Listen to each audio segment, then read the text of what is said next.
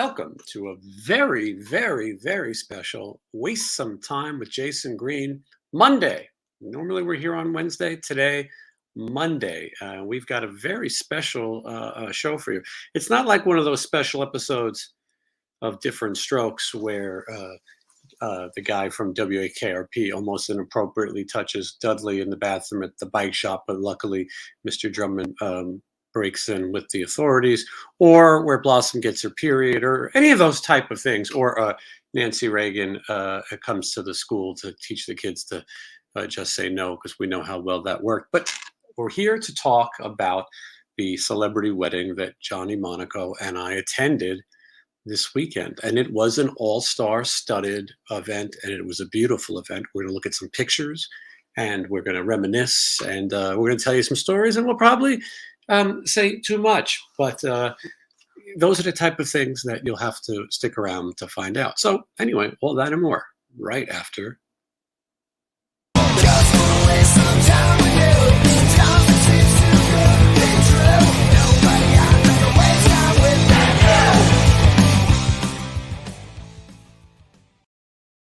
I am a bit disheveled today. I just finished an interview with Mark Ferrari. And I will tell you, it wasn't my finest moment. Mark was great, but I just was a little out of sorts. Haven't been sleeping very well. But anyway, you'll see that interview coming up soon. You'll also see Nader DePriest of the band London very soon. And then this morning, my latest tour diary from the Stephen Pearcy tour premiered. It was a good one. Let's see who's here before we get to all the people. Jason's happy to see the Rare Monday show. By the way, I will be back here on Wednesday, which is my birthday. And if anyone's looking for any last-second gifts besides my boss, Frank Shirley, dragged to the front of my house from his place on Melody Lane, you can get me. I know, listen, people are messaging me. Don't think I'm begging. People keep messaging me. What can we get you for your birthday? Well, you can get me 2 tickets to see Aerosmith on Wednesday at the Park MGM here in Las Vegas, and that's on StubHub. So go there, or Ticketmaster, whatever you like, and I will be extremely grateful. Jason's mommy won. Jackson's mommy. Sorry, my mommy would not be logged in, but she does watch. I'm thinking about having my mother on the Christmas special this year. We're going to have it. Brian Kirk is here. He's happy to have this surprise. Keith, how's it going? It's going good. Here's the doctor, Dr. Paul Shortino. Doctor did not get an invitation to the wedding. He'd like to talk about how he believes Niagara Falls is not one of the 7 wonders of the world. He always has radical opinions. Chris is here. How are you, Chris? And Nick is here. And yes, the doc is off to a fine start. Aaron is thrilled to be here. We get a different audience on Monday. Michelle Lane is here. Big P. Big P, we were just talking this morning during the live video from the Gila River Indian community in Arizona. I hope to get out there sometime. I'm sure it is beautiful. The Queen is here, and that's perfect because we're going to talk about a royal wedding. Ethan Donahue, no relation to Eleanor Donahue, was glad to be here on this Monday. A lot of people. I can barely keep up. I'm going to try to get to your comments. And then you guys, you know what? We got a guest stopping by, and Johnny's late as usual. But so I'll kick things off and explain what happened. So Scotty Griffin and I have been friends for a long time now. And he used to come sub in the band Sin City Sinners for us. We needed a bass player. And he came in, but he was juggling LA Guns in that band. He was in the Phil Lewis version of LA Guns, Phil Lewis and Steve Riley. And he did that for a number of years. He kind of came and went from that band. And then he did Sinners when Phil Lewis had him removed. Phil Lewis did not. I think Phil was upset that Scotty got more attention. He was better looking, younger, didn't come in spoons, things like that. And I think that so they got rid of Scotty Griffin, and they haven't had anyone as good since. So Scotty came to play in Vegas with the Sin City Sinners. At some point, Bobby Blotzer, formerly of Rat, was a guest with the Sin City Sinners, and he then decided that he wanted me to manage this thing with him called Fake Rat. And I brought Scotty along for that too, and we had some miserable times, but some funny stories as well. So then I said, you know what? why don't I start a punk band? I'll play bass in a punk band. That'd be a fun thing to do. Dee Dee Ramone's my hero. I could do that. And we started a thing called the Sin City Rejects, which was Scotty singing and me playing bass. You got a bass player singing and a manager playing bass, and we had a lot of fun, and we didn't really give a fuck what anyone thought, and we played some of the craziest shows and did some of the craziest things. And at some point, Scotty will come on down the road and he will give a full interview and we'll talk about those things. But we recorded a record called Death of a Nation. You can find that record. And when the pandemic began, everyone loses touch. That's what kind of happens. I will say, though, Scotty, in addition to being a rock star, is a realtor. And he helped me find my place, the place I'm in right now, my palatial estate, stately Wayne Manor, locked away behind the streets of the bustling Las Vegas. Anyway, but then I didn't see Scotty as much because everyone gets busy and does their own things. We did go have lunch one day, and we always said we're going to do the Rejects again. The plan was to do the Sin City Rejects again, but I hadn't spoke to Johnny Rock's guitar player in a long time, and just other things happened. I started tour managing Stephen Pearcy. This podcast, video vlog, whatever the hell you call this thing, this show really took off and became my priority. And where else am I going to beg for Aerosmith tickets? So this became the thing, and things got lost touch. And then I met Johnny Monaco. Like the song "You Got a New Girl Now." I met Johnny Monaco, and all of a sudden, we were inseparable. And he's been a regular on the show. So I went to see Riley's LA Guns at the Cannery. I stayed in town. Pearcy Band went ahead. I stayed behind to go see Scotty play with that band. I have a history with that band. A lot of people know I recommended Kurt Frolick, their singer. I stayed and interviewed Kelly Nichols. You can see that on this channel. I'm talking fast because we got a lot to get to, and Johnny will be here in a second too. And then again, we have a mystery guest coming as well. So hopefully. So anyway, I saw Scotty play with Riley's LA Guns, and after the show, well, I should rewind. I met his lovely girlfriend Ingrid before. I met her at a Sin City Rejects show. He introduced me to her, and he said it was her birthday. And I said, "Oh, how old is she?" And he said, 23. And I said, "Of course she is." And because there is a Sin City Rejects song called 23 about how sometimes that is a very difficult age to be in relationships with. So anyway, fast forward, we went to have some food after at the, I think it's called the Cannery. I think that's what it's called. And we got to know Johnny and his, Scotty. I'm looking at Johnny in the corner of my eyes. I just can't, I can't quit him. But so I had, we had a little after show hanging out with those guys. And I was with my domestic partner Michelle and her roommate Mercy, and they were talking with Ingrid, and I thought I overheard her saying that they were looking for places to get married. This seems ridiculous, but I thought I overheard it. Then out of the blue, I got an invitation to the wedding, and it was it was still a bit shocking because Scotty was really the most eligible bachelor that I've ever known. He was what they call, I don't know if it's a gigolo is the word.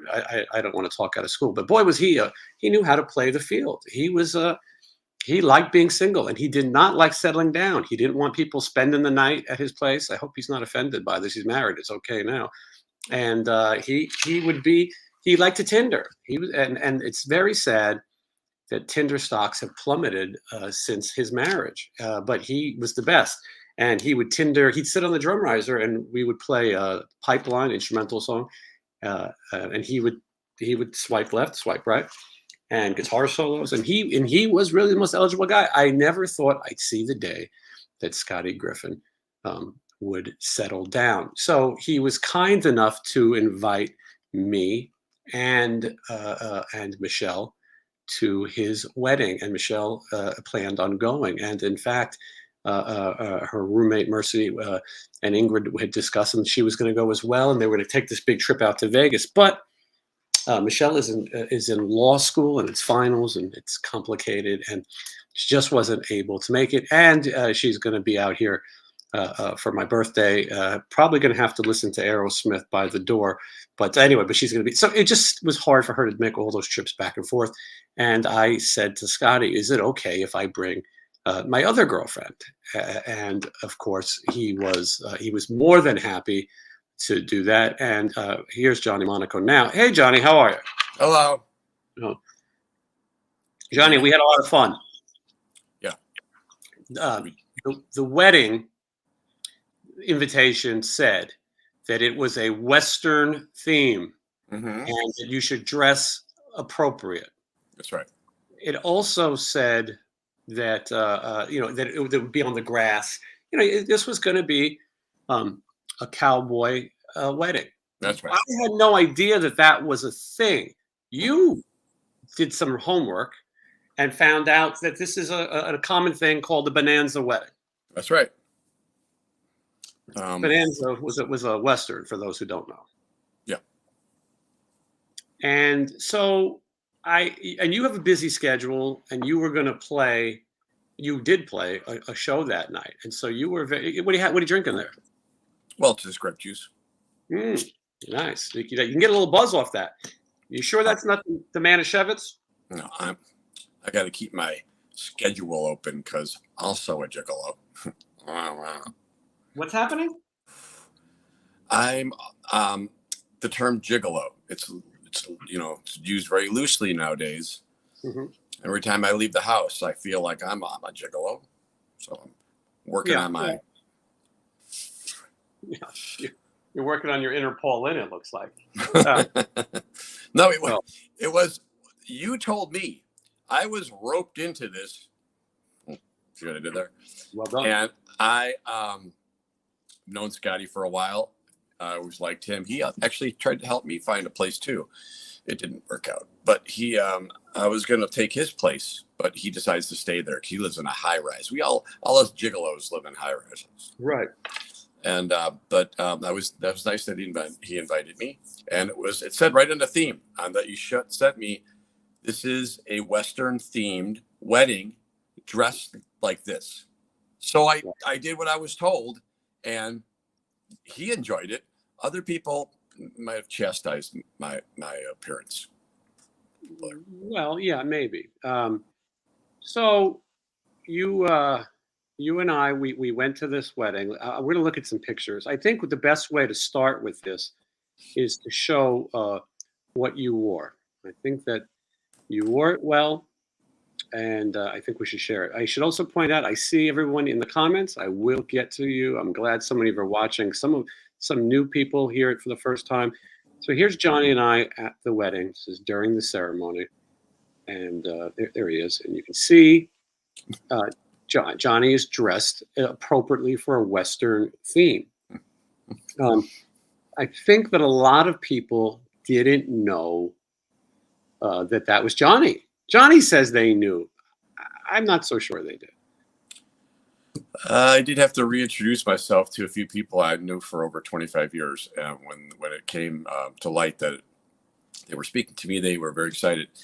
But I mean, come on, I don't look that different. This is Rowan Robertson from the band Dio. I've known him for quite some time. I consider him a friend. He played with the Sinners. He even played with my punk band to help out at the last second. He had lunch with Johnny a long time ago. They both don't really know why, but they did. They barely remembered it, but they have met. But Rowan had no clue who Johnny was until he brought it up.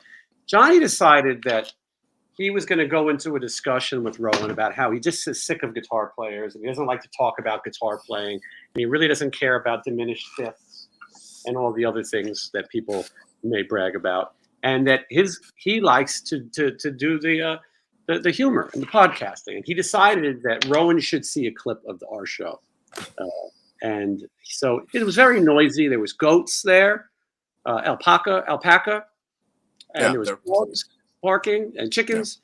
Yeah. We were on a ranch. Yeah. And so he couldn't hear anything. But Johnny decided that he needed to watch this clip about my glasses and deer and other odd things. And Rowan probably couldn't hear any of it. So he just nodded along. as this man that you see in the picture is showing him. The English are so polite that, you know, I could listen to those people talk all day. And he was listening, and he was being very polite. And, you know, he chimed in a little bit. And when he so elegantly chimes in, he's, you know, a very elegant speaker. And I mean, he might have got a little grasp of it. They're very nice people. Yes, they're polite under most circumstances, even when a strange small Italian girl with a mustache is forcing a phone into his. There's nothing I can do about that.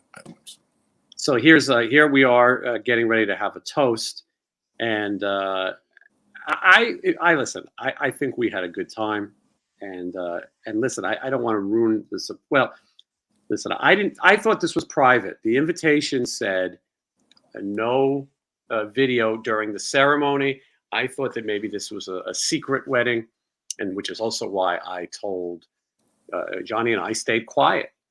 But then somebody told me that Stacy Blades, who is also a former member of LA Guns, there's a lot of those at this wedding. It's kind of like, how many members of LA Guns does it take to screw in a light bulb? We're going to find out. But so he leaked it. He leaked the information on the Facebook, and then it was out. One of the things that I thought, Scotty was busy getting ready for his wedding. I didn't think he had time to sit and chat with me about bullshit, but I didn't know what kind of, I didn't know if I was going to an intimate gathering, if this was a family thing, if this is a serious affair, who knows? I've seen Scotty in many affairs. I wasn't sure. So so I didn't know what to make of it. I didn't know that if this was going to be the local rock and roll community, because Johnny, as you know, there's a lot of people in the local rock and roll community who don't like me. Oh, stop that. And so I have to then think before I get there, oh boy, I wonder who's going to be here who doesn't like me.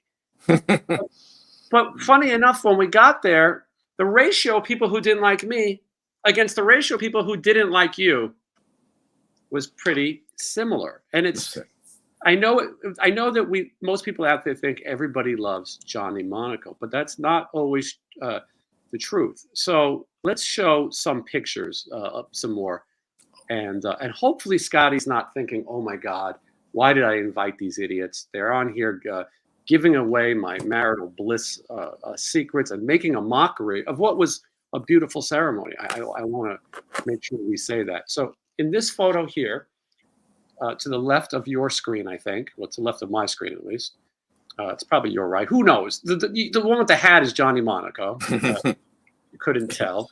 And next to Johnny Monaco is Oz Fox of Striper, who gave an amazing speech that we weren't able to see because my date had to leave early. Then with the beautiful spectacle eyewear glasses, that's the Paul Lynde, Charles Nelson Riley model, is myself. And then the only person who dressed less up than anyone is Rowan Robertson, who looked like he might have been doing some yard work before the wedding, like a ranch hand or of some sort.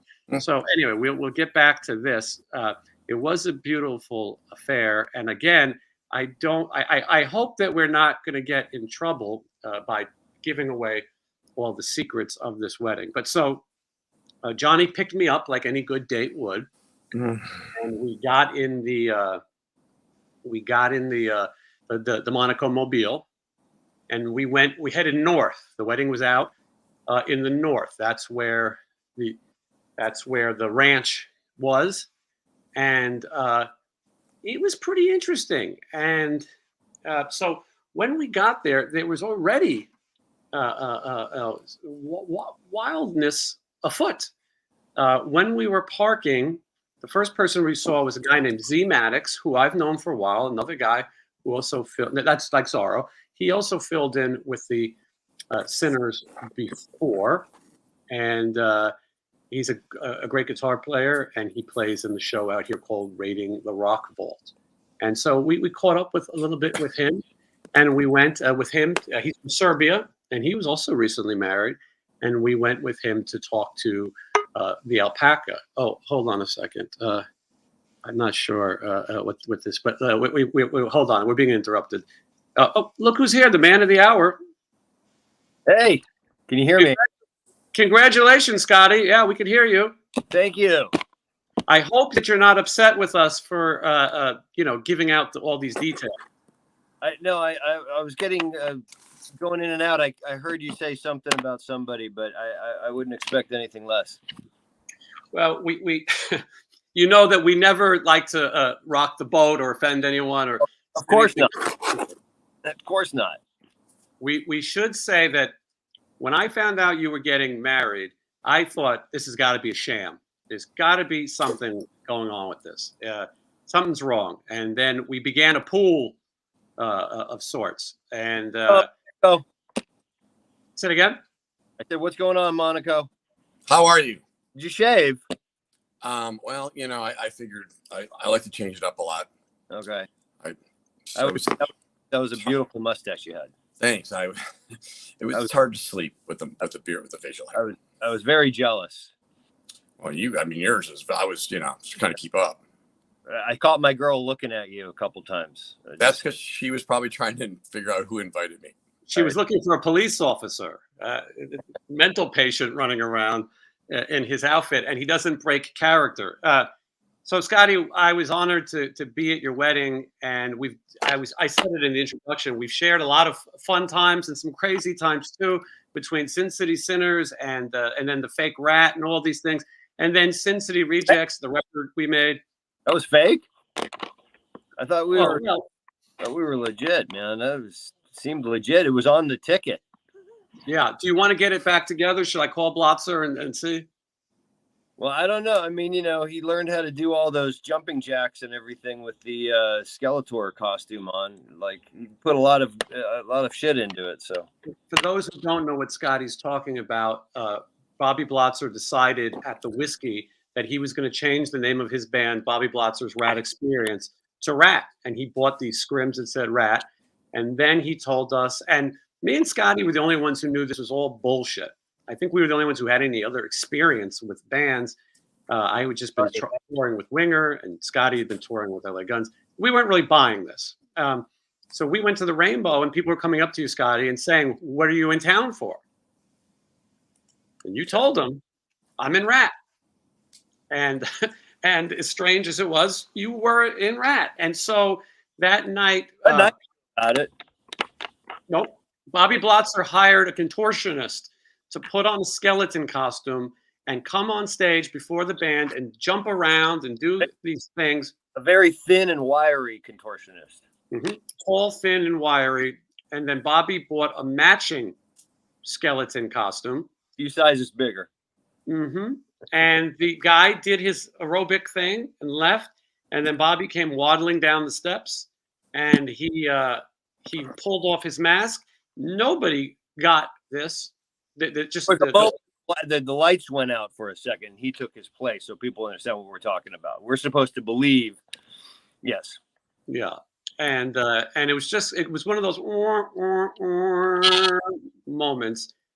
And I wish there's video of that. There is. Is there? Jake at the Whiskey has the video. He got a cease and desist from Juan Crucier, of all people, another hack.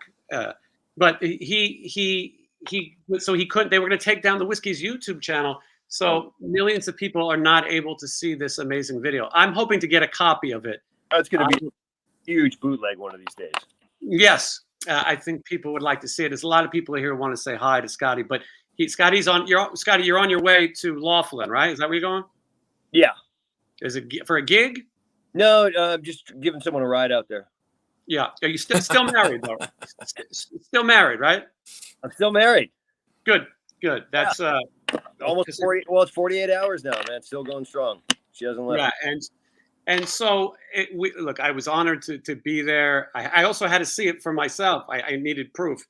But like I said, Scotty, you didn't tell anyone what kind of wedding it is when I got there. Well, you said about it was a Western. You did warn that, but I didn't know who would be there. So when I got there, we saw your mother, who's a lovely woman, Kathy, and she's so sweet, and she's been following the bands and things we've done together, and so it was nice to finally meet her. And I thought, okay, well, this is a small family gathering, and I'm so excited to be here. And I had my toast all written and was ready. And then it turned into raiding the Rock Vault, and it was a who's who of musicians. But Scotty, you are a guy who plays around town, and now, not, I mean, as a musician, you're a married man, but you've played around, and you know a lot of musicians. You've been in a million bands. You're currently in Riley's LA Guns, but you've played in that Rock Vault as well. Yeah. So, Scotty, I'm not sure you're aware how crazy this event was, because you were busy getting ready, and you and the bride, you're not supposed to see each other. And so when me and Johnny were entering, I saw Johnny Rocks, who plays with us in the Sin City Rejects. It was my first time seeing him in a long time. Everyone kind of, lost touch. Yeah.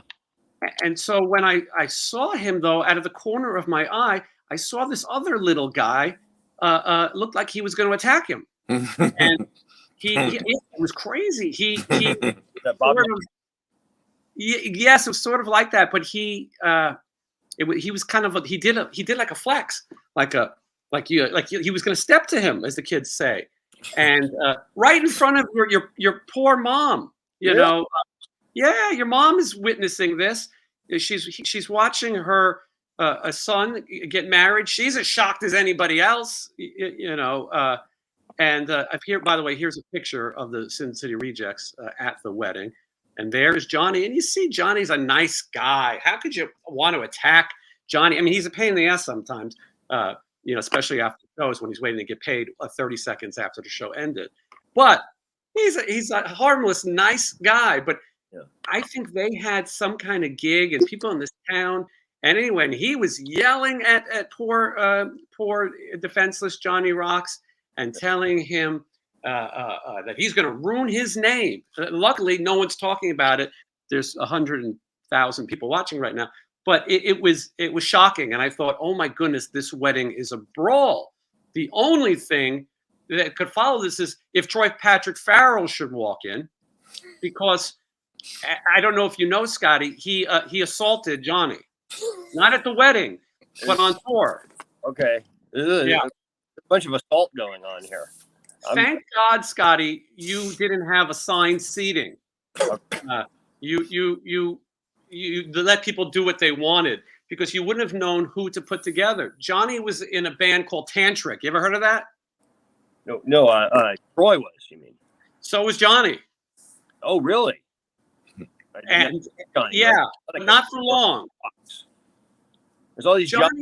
Johnny had an issue with Troy's measure. Is that correct, Johnny? Meter. Oh, I thought it was meter. He didn't like his meter. Tell us, Johnny. It's a long, stupid story, but I go way back with Troy. We've known each other for a long time. Is that like a drum reference, a meter, or something? It's a musical reference, yes. And get at a meter for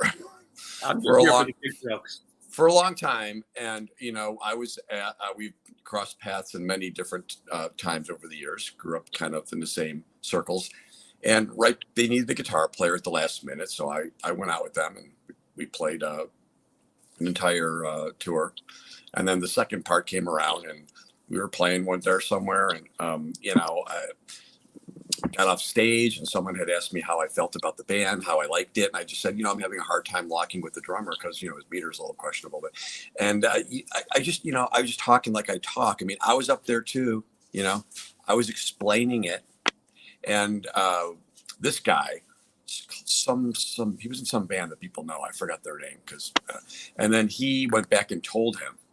So we were sharing a room at the time, and there was kind of weirdness going back. It was quiet. It was kind of Cape Fear, and he was like talking to himself and punching the air and like, and I'm like, got something going on. He's like, yeah, it was kind of a dick move what you did and what you said. I'm like, what'd I say? And he's like, told that guy about my meter. I'm like, yeah, well, I've told you like over and over, and we've talked about this. And all I said was, let's lock on these parts. Let's figure it out. Where's this break? Where's this? Blah, blah. I'm up there too. And he just he was not very happy with me, very upset about it. And you know, it just went on for a while. Like I said, it got really weird in the room, and I just kept saying what I said, and he just kept, you know, getting back at me. And eventually, he grabbed me by the collar, and I had my gear and my guitar and my luggage, and I might have had a raccoon. And he grabbed me by the collar and he forced me out of the hotel room into the hallway and said, "Why don't you just get out of here?" and slammed the door. And I said, "Why don't you buy a metronome?" And then I just went back down to the lobby and I called their leader and I said, "Listen, what do you got? A couple more left? I'm gonna go home." And they're like, "No, don't go. We'll talk to him."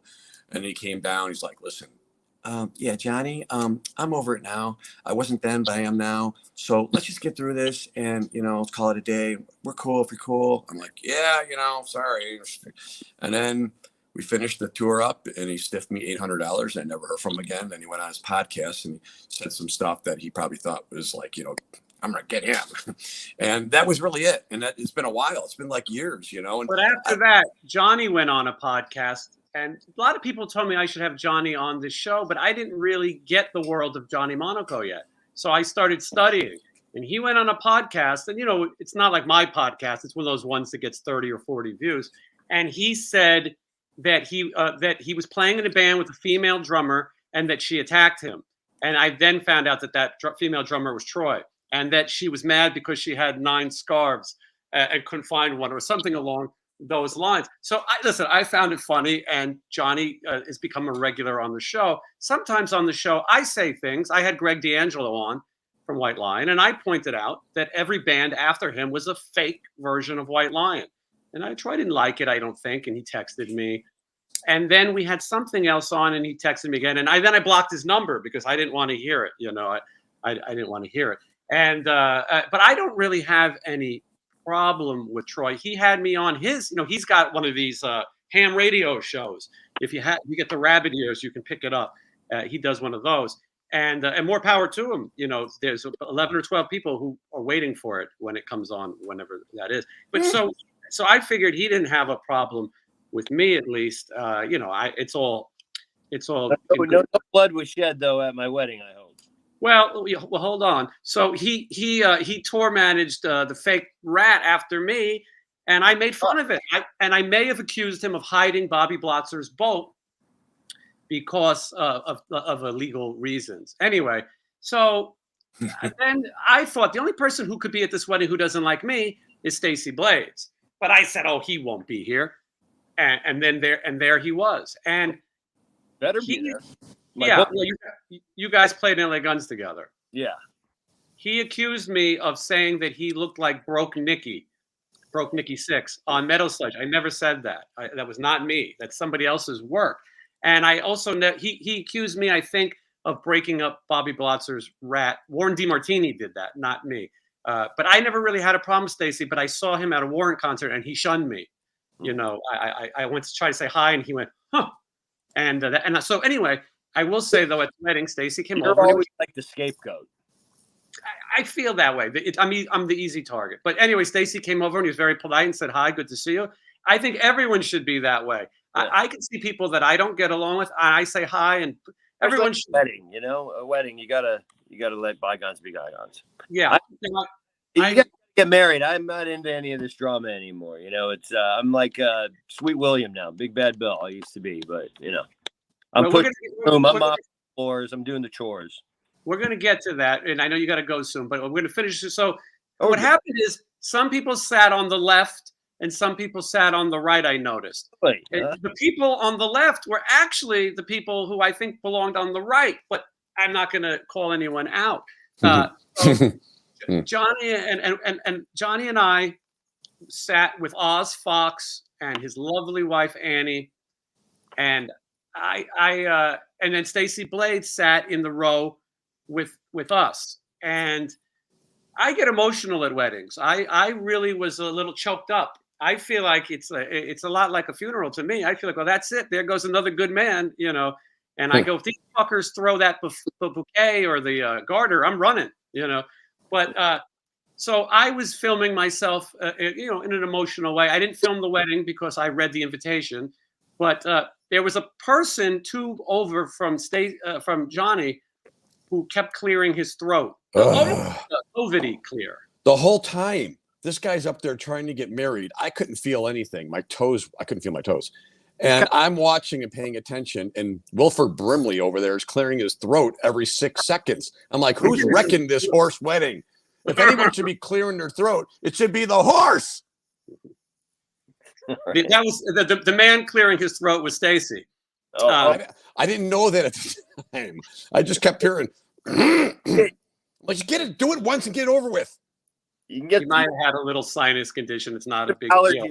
Allergies going on over there. You know, we got horses. There was alpacas there. There was pigs and chickens, and they call them women. Pigs is now that you're married, you should probably clean up that language. You can't call them that anymore. And there were a few rapists too, but in human form. Didn't say that. And I didn't see that's the other LA Guns. What wedding you're at? I don't remember any of this. You might have went to another one afterwards. Scotty. Everybody's on their best behavior with me, I guess, or something. Oh, right. Yeah, it was a beautiful ceremony, and it was original. And we also had a pool whether or not you would shave. Johnny and I both knew you would not. It looked good. I want to show the picture of the lovely bride and groom. Your much better half, Ingrid. Oh, yeah, much better half. Oh, yeah. Come on. She's a very nice girl. I keep hiding the glasses from her, so. Oh, she doesn't care about that. She loves you for you, and you have that. She's such a snack. Snack, thank you. Yes. Scotty, can we talk about the ceremony a little bit? Yeah, talk about it all. Yeah, totally. So, Scotty rode in on a horse. Scotty, what was the music that was playing? Because it was great. Thunderball, James Bond. That's what I thought. Yeah, what a perfect choice. And first there was a little video. Yes.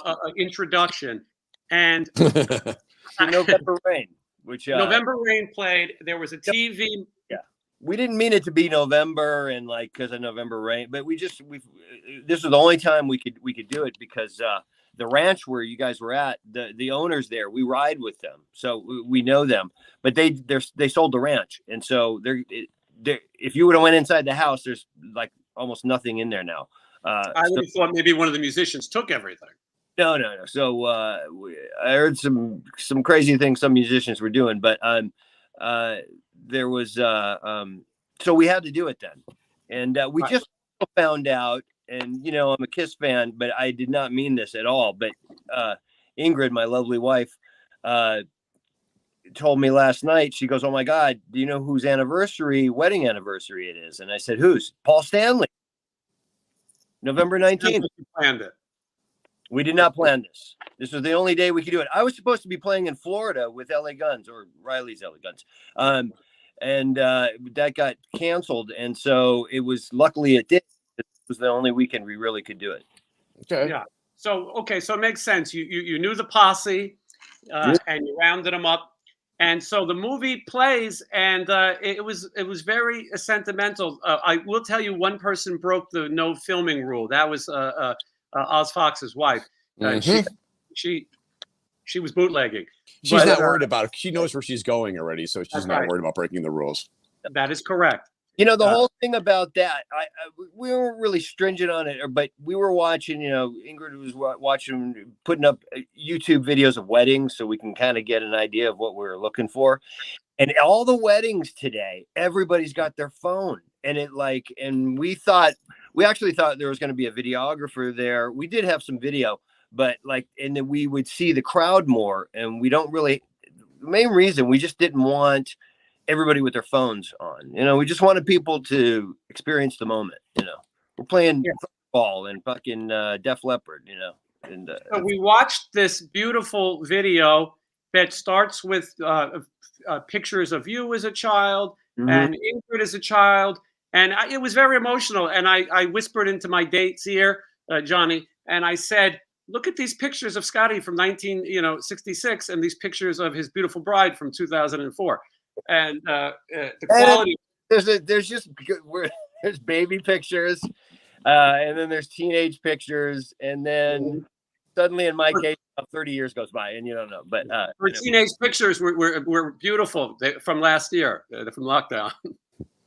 No, I'm joking. They're not. The age difference is not that different. And and who am I or Johnny Monaco to judge? We pick up our dates at a high school, sometimes junior high. Anyway, so the video plays. November Rain. She's a college graduate. She's a geologist, by the way.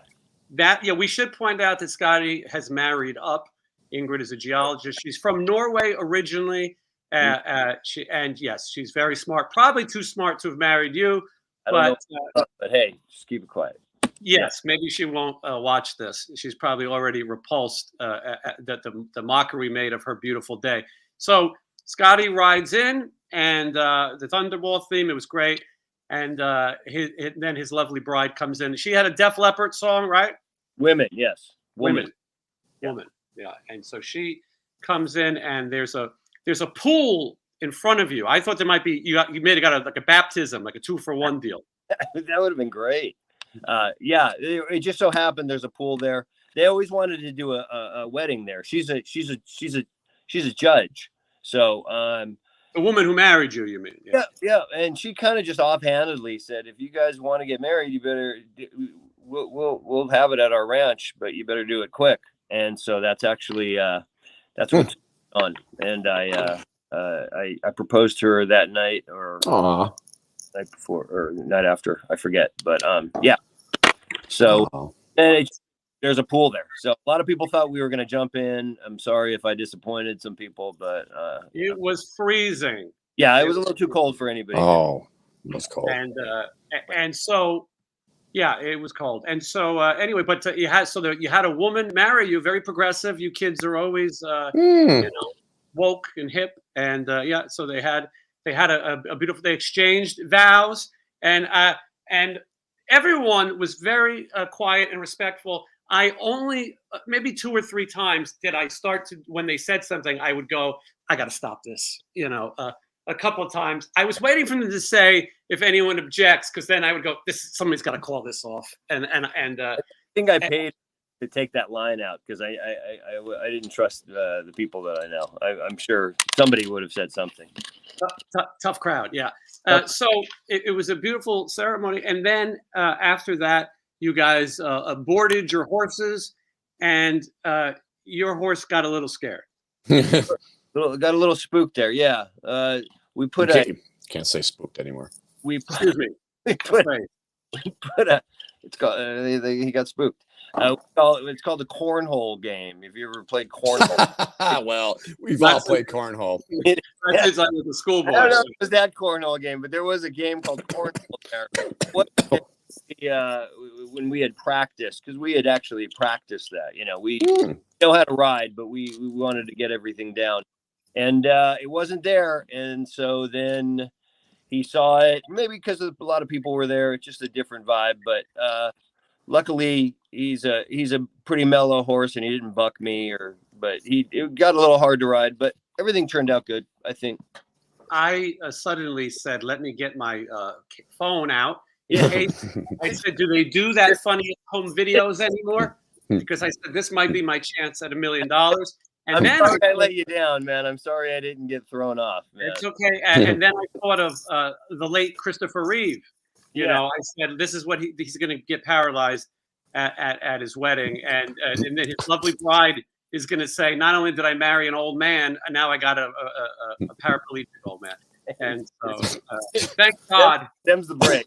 Thank God everything was okay. And, sorry to disappoint you, Jason. I was waiting for them to both end up in the pool because I'm pretty sure horses can't swim. That would have been terrible. They play water Something polo? wrong with the horse. Breathe. I just get a feeling Jason, right after I rode away unharmed, he looked at his phone and damn it, I'm on 10% now. I wasted that 12%, that 2 or 3% on a lame video. So I couldn't have given a little bit more. Well, no, I'm glad that you were okay, and you survived to have your wife hit you with a frying pan or whatever other beautiful things. Oh, that's one of our registry gifts. We got a big Rachel Ray frying pan, so that'll go across my head. I was browsing the registry. I still am browsing, and I told Michelle we should get them the ceramic tortilla warmer. That I said that's about what we can afford. Unbelievable. Unbelievable. And then someone bought it before us. Bought it. Yes. And then so anyway, so now Johnny and I are mulling it over to look for that now. But so you guys go in and then you come out. Mm-hmm. You have your first toast or drink as a married couple, Mr. and Mrs. Scott Griffin. You prefer to be called Scott Griffin. I know you as Scotty, but so anyway, it's beautiful and people get to see you guys up close and you have great outfits.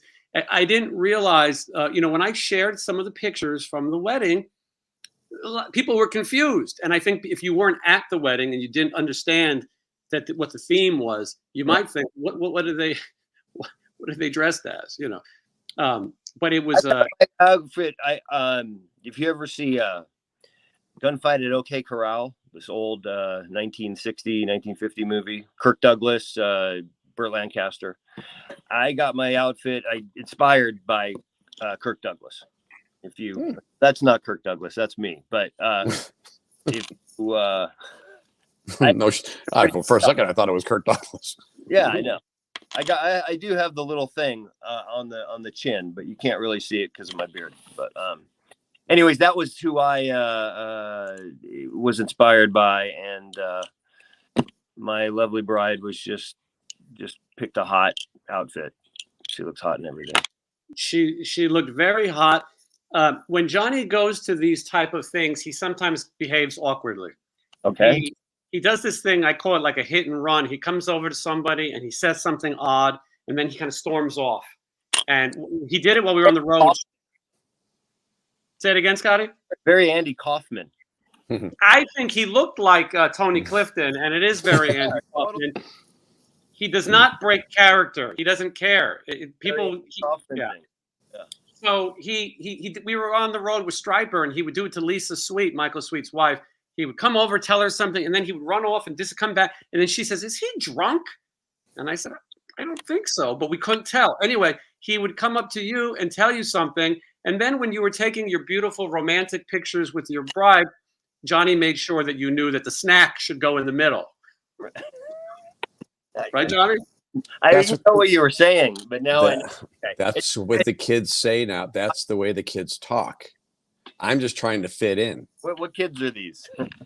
There's kids, Gen Zs, okay, XZ, whatever they are. She probably is one of them. So she knew what I meant. My wife's friends you're talking about. When I tell someone to take several seats, they know what I mean. Okay. If you live downtown. Johnny speaks the language of the young people. So So we missed the toast, even though I would have liked. I could have done 35 minutes.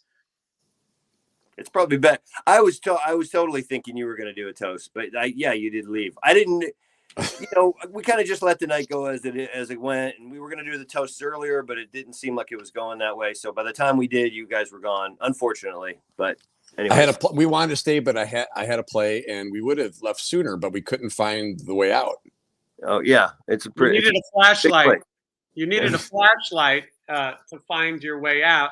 And then Johnny kept saying, "We're trying to find somebody's cat," and we were stumbling over things. We didn't know where we were. But we did have the food, and Johnny made a very, very good point. Where did that food come from? Because it was very good, and we want to go there. I believe that was Buca de Beppo. Of course it was. Yeah, that makes sense. Johnny, we're going to have to go there. So Johnny and I, we got on the food line, and all of a sudden, and I'm filming, and then all of a sudden, yeah, it was great. Troy Patrick Farrell, TPF as his friends call him, he comes up behind us. It looked like maybe he was going to take a fork or a plate, and then second plate. It was a second plate, and he kind of like gave us like a pose kind of thing. I think maybe it was a still picture, and then when he realized it was video, Johnny tried to pull him in. Johnny was being the bigger man, and hey, why not? And I can tell you, Troy did not want anything to do with Johnny Monaco. He ran, and then he left right away. He got in the. You have to tell them. He got behind. We were filming something. He got it behind. It was like, "What's up? Yeah." And I'm like, "Hey, what's going on?" I grabbed him, and yeah, no, he's like, yeah, going back. There was a woman there that Johnny knew for 25 years. We both, me and Scotty both have known her that long. Well, of course, Scotty knew. He invited her, but so she didn't. She came over and she told me that she knew me. I didn't remember, but there was a lot of people that I met with you, but I don't. I have the cancer, the diabetes, and now dementia is starting, and so I didn't remember. But I said, "Hey, do you know my friend Johnny Monaco?" And she could not believe that this man with the mustache was Monaco. And, oh my God, she lost her mind. Yeah, and so and I forget people call him Monaco. I don't do that. I call him Johnny. But Chips Enough named him Monaco. Anyway, listen, there's a lot of people here who want to say congratulations, and people are excited that. Let's see here. Aaron says, "Wild Wild West." You were very dapper and amazingly cool. Mrs. Johnny Rocks is here from the House of Rocks. Dana, hello. Yeah, I'm surprised she didn't beat up Michael T. Ross. You never mentioned that before when he was attacked by someone with a flute. Flute, right? Yeah. Because when Michael he was going to assault Johnny I'll kill you with this triangle. That's not Michael T. Ross I know, but I think that might have been an imposter. Maybe. Well, I'm surprised Dana didn't give him one across the chops. Oh yeah, I could see her doing that. She stands up for her Johnny. And then Mary says that you were the cutest couple. I agree. Bradley says your wife is hot. Nothing wrong with that. Like that better than the other way. Yeah, killer pick. Silverback. Congrats on the wedding. Georgia wants to see pictures of Scotty back in the day, but you can just go on Google and see Scotty back in the day. And Joe feels like Joe Mannix, to be exact. He says this is similar to an old Rat Pack story. Hey, Scotty, you did have a sort of Rat Pack-esque wedding. Yeah, no, totally. I loved it. Not everybody I wanted to see there showed up, but enough people did, and I know a lot couldn't make it. And I got to give props to the Rock Vault people for coming, because they had a show that night, and so they were barely able to even just make the ceremony. I know they had to leave for the reception. By the time I got out, because we were taking pictures, they had all gone, but I know they were there, and so I wanted to thank them for coming out. And then and my mom was there. That's the main thing. We tried to get Ingrid's parents out, but they're in Norway, and so it's kind of hard. We're probably going to have another reception or whatever in Norway next year, maybe.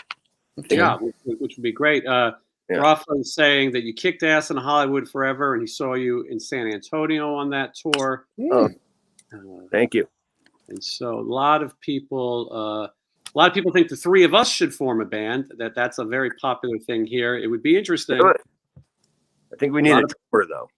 A lot of personality, yeah.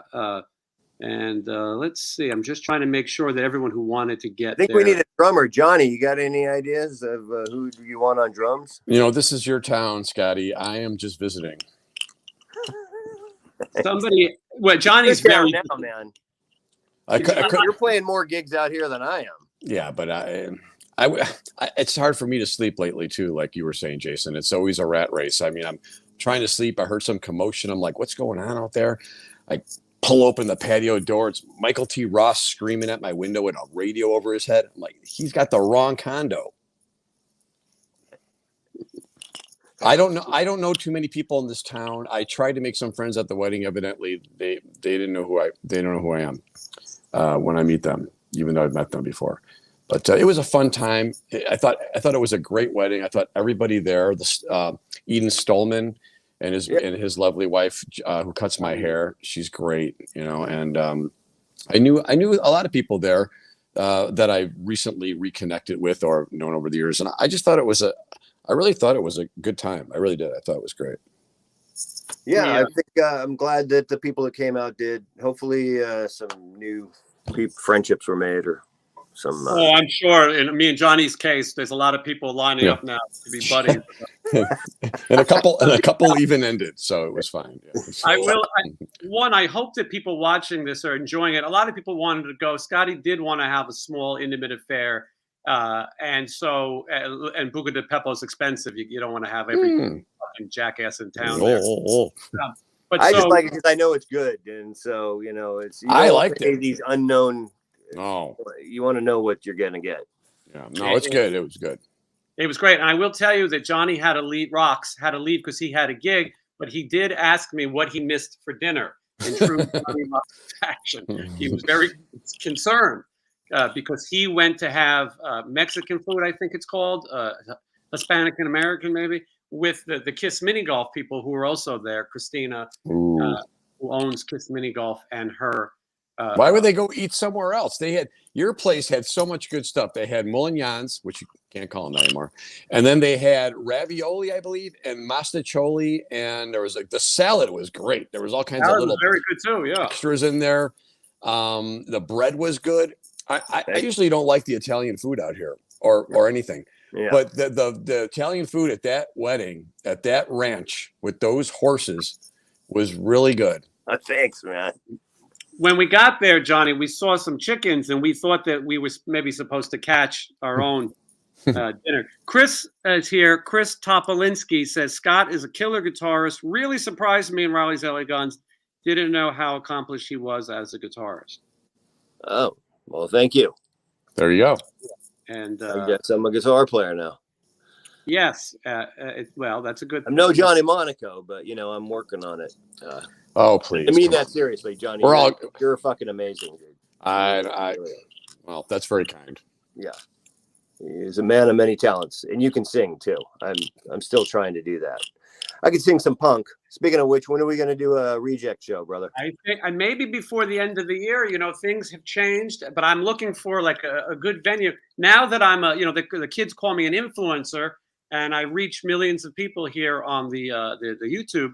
I think maybe we could get 20 or 30 people to come see us. And now that you're an accomplished star with the LA Guns, the Riley's LA Guns, whatever LA Guns you're in. And then, I think it could be great. But so I think very soon. And I still think, for those watching, I've been saying for a while, Johnny Monaco's talents are wasted with the bands he plays with. He plays with a band called the Cucks. They play the gigs as everybody else, Carnival Court, and then they play like the same shitty songs. And at the end, everyone lines up to bang the guys' wives and stuff. And so, they're shitty gigs, and he deserves better. And so I thought, I still control this thing called Sin City Sinners. And I thought, oh, yeah, maybe it would be a good time to bring it back. Johnny, the original Sin City Sinners, Todd Kearns was the first singer guitar player. He's a talented guy. And it was hard to find somebody that I think can do that type of thing. But I think Johnny Monaco can do it and more. Oh, yeah. And Let's so I thought, why don't we get Blas Elias and maybe even Oz Fox and Johnny Monaco and yourself, and maybe take over Las Vegas one more time and show these bands what it was like when talented musicians who sold some records were actually dinosaurs roam the earth. Let's do it. I'm down. So I think we have that, and then next year the Sin City's Rejects record comes out on Golden Robot Records.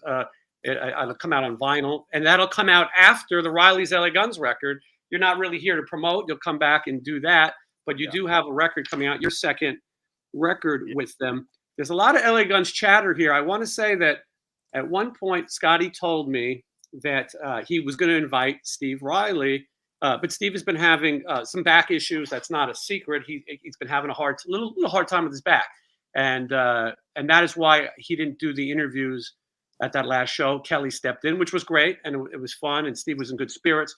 But it would be a long way from to travel for the wedding. But you said that if you had Steve Riley there, you could have always invited Phil Lewis, and then you would have had a real showdown of wits. You would have had to hide all the serving spoons obviously. Because, and Wanna go?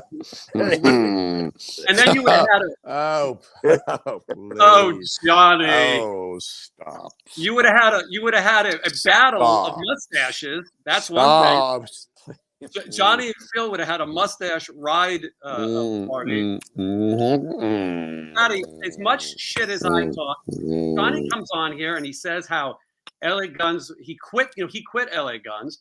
He was also in LA Guns. There's 3 LA Guns people. Long story. And well, they wanted him to iron shirts and things, but Oh God, I hate it when that happens. and Phil was giving him style advice. And but no matter how much shit Johnny talks on podcasts or this podcast, they love him. Phil loves him. Oh, Johnny. And he invited himself over to Johnny's house to tell him how bad a guy I am. You're horrible. Yeah, and he told him I'm on the drugs. And but yet, no matter what Johnny said, I think that Phil is interested in Johnny in an extramarital way. No. I cross boundaries. I'm friends with all of you. When someone does something bad, then we have a problem. And I told him, if Jason tries to date rape me and get in my hoo-ha, then there's going to be a problem. But until then, I'll play it by ear. And that's my leaving note right there. Oh, Johnny, we're going to wrap it up. Jason Green date raping Johnny Monaco. I'd like to leave on that. And it's not. He had a little wine. It wasn't any big deal. But I get really loose after a couple of glasses. Scotty, before you leave, and then me and Johnny will sit here and entertain the thousands of people watching. But again, congratulations. We're having some fun joking around. It was a really beautiful ceremony. It was a nice thing to see. And, you know, Scotty, I like most, probably thought you getting married is a ridiculous idea. But you guys seem very happy. Your bride seems very cool. And it seems like you found the one. You found someone that you – what was – just tell me before you leave. What made you decide, okay, this is it, I'm getting married? You know, I just knew it. You know it, I didn't know it. I never knew it my whole life. So I love that. Once I knew it, and then everything comes together, the judge that's saying, she said, hey, I want to marry someone. And we had just been talking about it. And then everything, when you know, and you can't get out of it. It's like, you have to be an idiot to leave it. So I've been an idiot too long in my life. It was, come on, please. You know what I'm talking about. We're all idiots. Yeah, so, but I think, and I want to show the picture one more time so that we can celebrate this holy matrimony, as the kids call it. Hold on, where's this damn picture? Beautiful name. Yeah, here it is. Yeah, it's a great thing. And I listened, Scotty, I will tell you, you guys have been a little quiet. You haven't been posting selfies and all that kind of jazz. But a lot of people are shocked.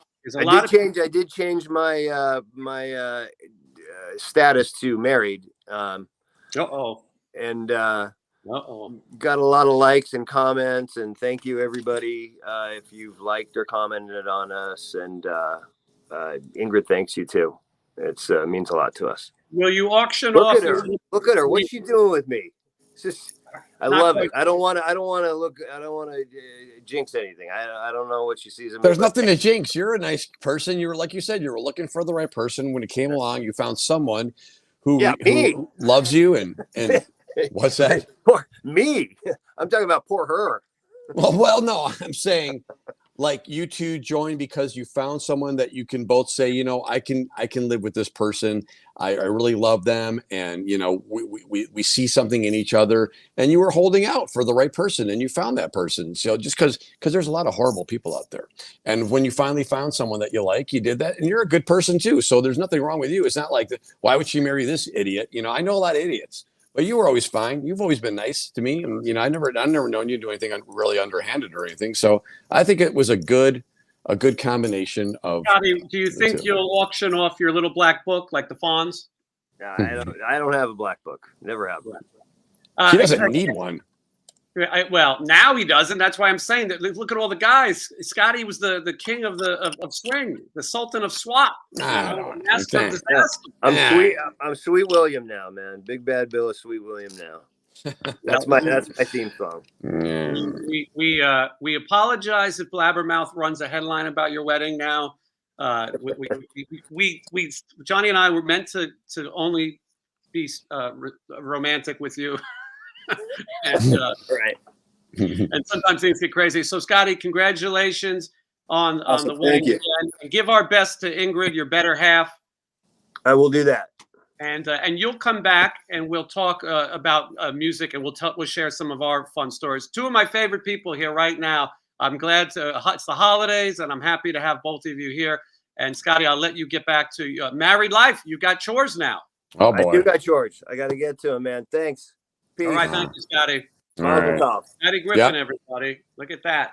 That's what a happy married man looks like. No. Yeah, he can't figure out how to log off. Oh, there he goes. You got to call his wife. Yeah, what a shame. How do I do this? What a shame that wedding was. No. No, I'm serious. It was actually, I can't say if it was. It was beautiful. They were nice. He's very nice. I like him a lot. They appreciate each other for what they bring to the table. All right. Now that we got through all the romance, let's talk to some of these degenerates who watch this show and want to hear us talk shit. And I'm trying to get the video of Troy, of this interaction with Troy. Yeah, I didn't like that I had explained that whole thing, but you know what? That's what happened. And if he has a problem with me, too bad, because what happened is exactly what I said. Am I in the wrong there? I don't know. Maybe to some people they might feel that way, but I didn't say anything I wouldn't say to him, and I've said it before. He was upset that I called him out on something. And when you tell a drummer that their meter has issues, they get upset because of all the hours they put in putting their foot up on the hi-hat while they're playing the hi-hat. Whatever. I think care. Could have been a little nicer. I think, first of all, everything we said is in good fun. If somebody here really gets that offended by it, it's ridiculous. I don't care what they think. There's a million people doing these podcasts. Some of them get 20 views. Some of them get 40 views. You know, some less. But everyone's trying. Well, I feel like we try to be entertaining. We try to talk. We were at a wedding with personalities, music personalities. This is a music podcast. I do want everyone to know that obviously we did this show with Scotty's blessing. He wouldn't have been here otherwise. So it's not like we said, oh boy, where do we get out of here? And then we make fun of everybody who was at the wedding. That was not. No, it's not that. We were reporting what happened. We do like everybody there with the exception of a few. And do you think if you would have done your speech that one of us would have broke out into flames? If I would have gave a speech? Mm-hmm. I'm very good at speeches. I do weddings, bar mitzvahs, funerals, everything. And I know how to work. I know how to work a room. Yeah. Even an outdoor room on a ranch where it's freezing cold with chickens. I would have. You know what? I tell you, I really do like Scotty. He's one of. He is very nice. I like him a lot. Yeah, he's been one of the better friends that I've had, especially since being in Las Vegas, a town full of phonies and. They're a bunch of degenerate scumbags. It's a. They say this is a transient town, but a lot of these transients are just. They transition too. I was over at the custard place today. I almost got killed at the gas station. That's right. You went to Love It Custard. You went to our spot, but you didn't. You didn't bring me. Well, I happened to just roll up there, and we were looking for rocks at a rock store, and the next thing you know, we're in the hood, and some guy told me I look like Dudley Moore, and I don't know if he wanted to fight me. And it was a crazy little interaction, but it was fine. Just got over it. What flavor did you have? I went with some kind of weird non-dairy pineapple something or other. Really? Yeah, I wanted to try something different. It was really good. You had a Dole Whip? I think that's what it was, but it was in a cup version. It's really good. Yeah. It was super good. Yeah, this kid called me that, and then he goes, you look like Alice Cooper. I'm like, all right. He goes, and someone else, Arthur. Dudley Moore? Yeah. And then he was in another movie with the lady from the one from the follow the Yellow Brick Road. And the mother of the daughter. I'm like, what? He's talking about Liza Minnelli. Oh, Judy, right. I'm like, Judy Garland? It's like, the mother. Yeah, you know, the one from Arthur. Oh, Dudley Moore. No, the other one. Oh, Sir John Gielgud. No, you know, the broad who was married to Judy, related to Judy Garland. Yeah, We're sitting at a gas station, and his woman was putting the gas in, and he was talking to me with the door open. He kept spitting. I don't know what I'm doing here. And then I had to get, and so then we left and we rushed home because we had the podcast. But you know, the main thing I am just most upset about that whole wedding, not even that other thing, care about that. Although I don't like to make enemies, but it's not that we're enemies. I don't even. I'm fine with him. I don't get it. But I missed the cake, and there were 4 of them, and they looked so luscious. They had a lot of cake. It was almost like each person got their own cake. Well, you see them, but the crowd showed up. A lot of them, they look like they live on cake. And but you know, they didn't even step outside the box. I wore what I was told. They wore what they would wear to their gigs or on their way to Vamped, which is fine, but you're not really putting a lot of effort into it. And that's my problem with the town. How about stepping it up a game? How about upping the bar and not lowering it?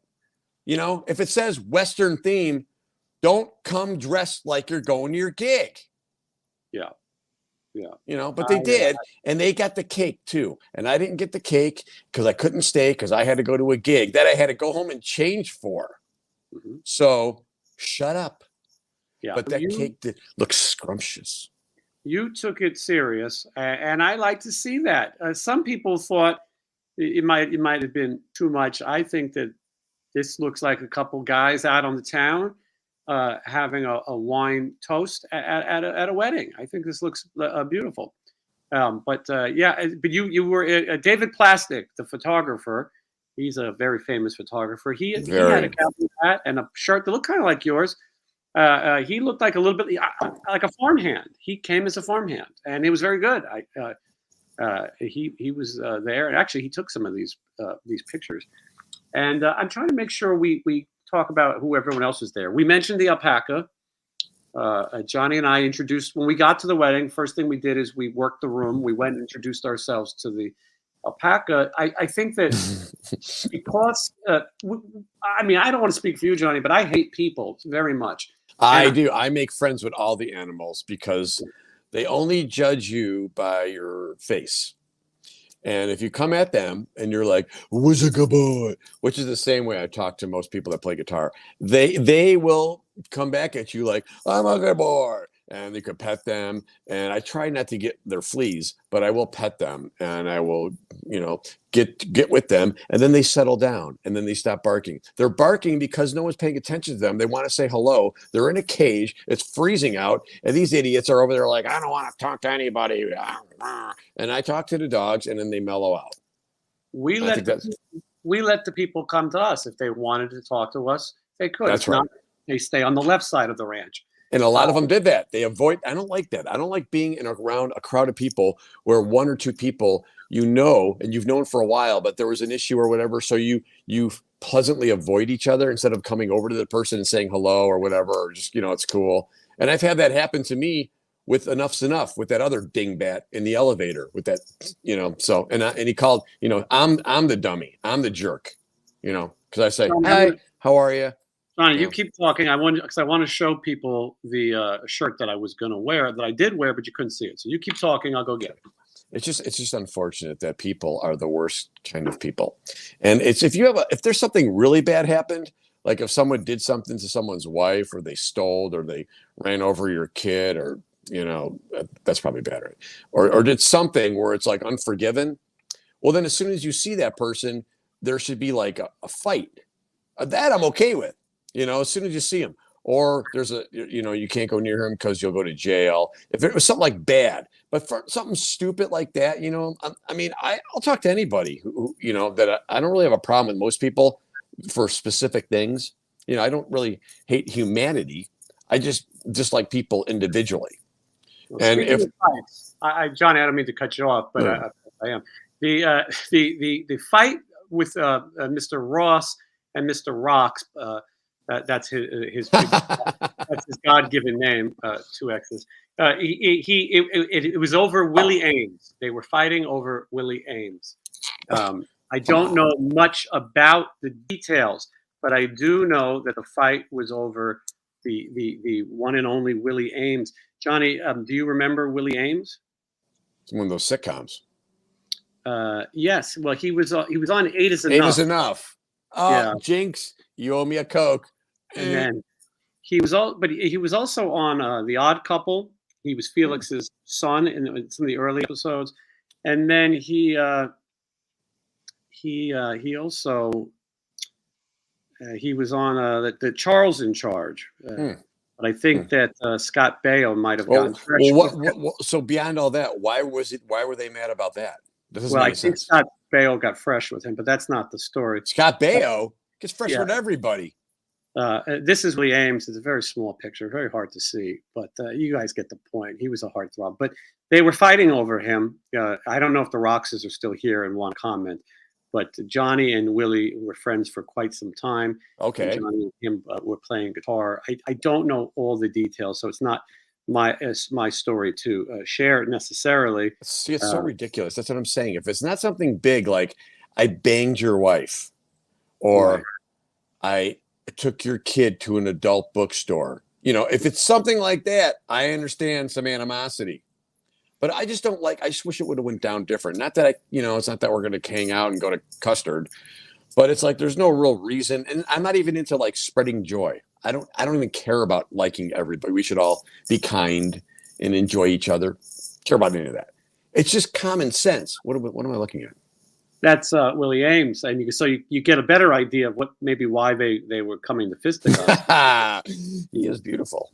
Yeah, he's a very handsome man. But anyway, I'm glad to say though that Johnny, you and I were not involved with any of this.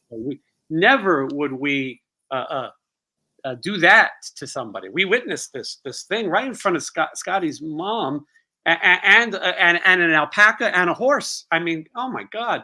And it was inappropriate behavior. I know Michael. I hope he's not offended, but he seems fine. He doesn't seem like really a fighter. Maybe something touched something. Phrase that right. Maybe something touched him in a way where he felt offended, and it bothered him for a while. And then, when it came back, he was still bothered by it. And if that's the case, that's fine. I'd rather have I'm going to beat you up than avoid and don't look at the person and walk away. Because that, like I said, that happened to me with those ding dongs at the place where we played. Where was it? The Mountain, the Monsters. Yes, and we were in the. Yeah, we were in the elevator, and Tori doesn't like me because I don't spread joy the way he does. And the elevator was closing, and I waved, and he went, that's so ridiculous. And I'm the baby, put him up. Mm-hmm. I'd rather see somebody wrestle and get thrown in the pool than avert my gaze. Yeah, I think you may be onto something. Now, this shirt was gifted to me a while back. I don't know if it's a men's shirt, but it is kind of Western-ish. But like a Brokeback kind of way.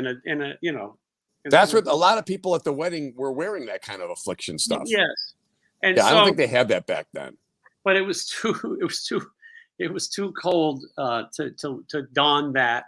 And I really, I did decide to wear my spectacle eyewear, and I thought that between my eyewear and my shirt, I thought that maybe people may mistake me as a homosexual. Not that there's anything wrong with that.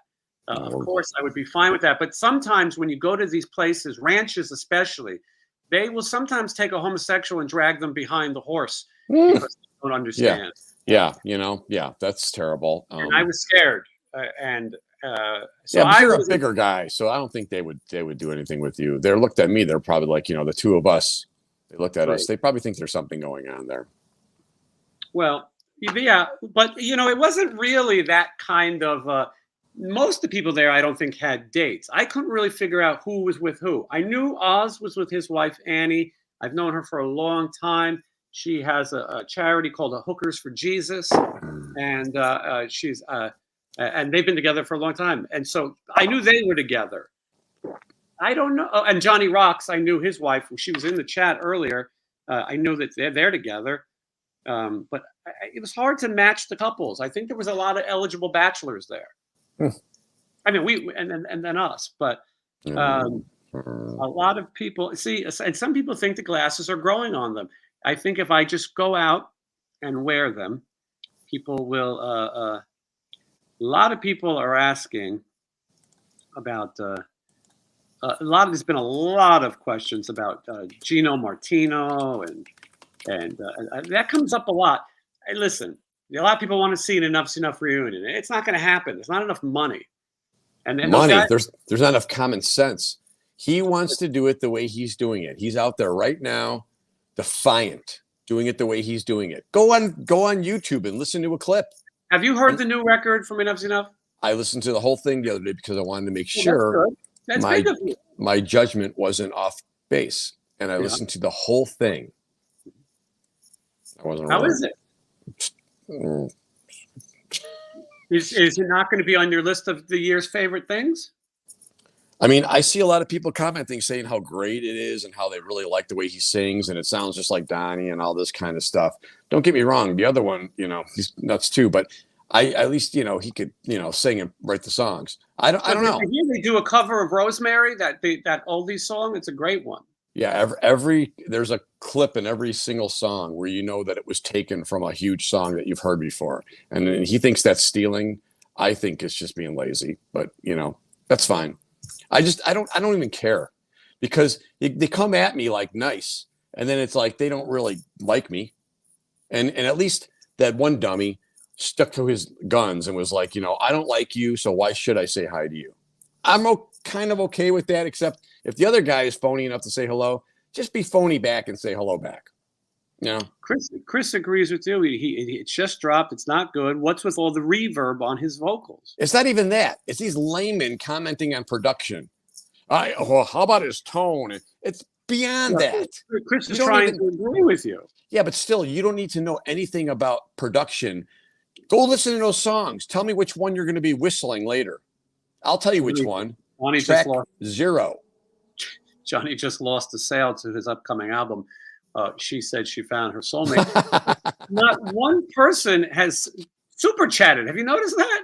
Not a penny. Well, tonight was more of a wedding. But it's but I still got to buy Scotty a gift. So listen, dig deep down into your pockets until it hurts. And someone, Jesus, somebody can one person just send him $35 so we can get him a hot dog warming bun kit? That's what I saw those. They're great, and he would love it. I don't know if his lovely bride would like it. Do you? Oh, hold on. Tina says the songs suck. Is that good enough? I mean, everybody likes something different. The thing about Enough's Enough is I'm a huge fan. I've loved everything, but he takes credit for a lot of stuff. But that's fine. If he was involved in those songs, that's great. But with Enough's Enough tunes and like Cheap Trick tunes and Beatle tunes and everything Elvis Costello and that whole genre, there's this time and a place to put a specific chord that makes it twist and turn and sounds like that style.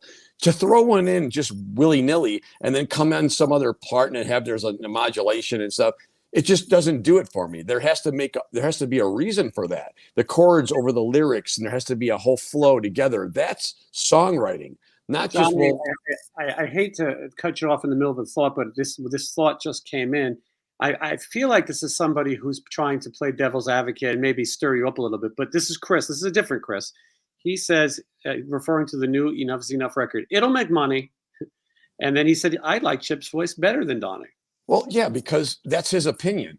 And if his opinion, and he forgot the apostrophe. And if it's like a guy like that who thinks he likes that voice better, then so be it. Go buy the album. But don't tell me that it's great or it's better. In your view, it is, but maybe you don't know anything about anything. So that's fine. That's your opinion. Someone else might have a different opinion. Someone else can come, real aggressive and go, no, it's terrible. I'm just saying for me personally, who is close to the music and grew up listening to it, it's not for me. If it's for you and you like it, well, then that's fine. And that's why these kind of bands are still touring, because of people like that still consider it to be possible, even though the bar has been lowered. So that's great. If that's what you like and you want to sit around the house and listen to that, you should do that. But don't tell me it's strength, because it's not. It won't make money, I'll tell you that, regardless. There's no chance it can make any money. Most records don't make money in this day and age. Rooster69, also known as good old Cock69, is asking if I got the Aerosmith. I have not got them yet. And, Johnny has these connections around town, and he's sitting on the side of the stage. Him and his friends, they get the whole row, and then they shoo people out, and they drink pina coladas. But not me. I'm still waiting on these tickets, and I'm striking out. So you guys, somebody should go to the StubHub and pick up a cheap pair of tickets, and then you can email them to me. I hate to be that guy, but I'm giving you all this free entertainment. Johnny's here too, and he's giving you his honest opinions, and so yeah, easy to buy. Somebody can do that. Let's see. Chris, Coffee Enthusiast, apologizes for not being able to be a Patreon. Still thinks I'm a great interviewer. That's okay. Not everybody. Everyone should spend what they can afford. It's understandable. Different strokes for different folks. As you know, Different Strokes is the show where Dudley was at the bicycle shop, and Gordon Jump from WKRP, he tried to get fresh with him while he was in a bathtub, and he'd photograph it. Arnold knew better and told Mr. Drummond. Mr. Drummond broke in with the authorities at just the right moment on a very special Different Strokes. Chris is kicking off the night with $4.99. Thank you so much. This is not the Chris who liked the new record. Joe Mannix is saying Johnny Thunders for no reason at all, but I like Johnny Thunders, so why not?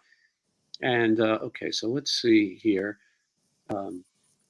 This is a surprise show. Now, my birthday is on Wednesday, and I'm going to try my best to come on here and entertain you folks on my birthday. Johnny is playing 14 hours of live music. Oh God! So I don't know if you're going to see an opinion from him. The good folks at the Cosmopolitan Hotel were nice enough to put me up, and so I will be there broadcasting.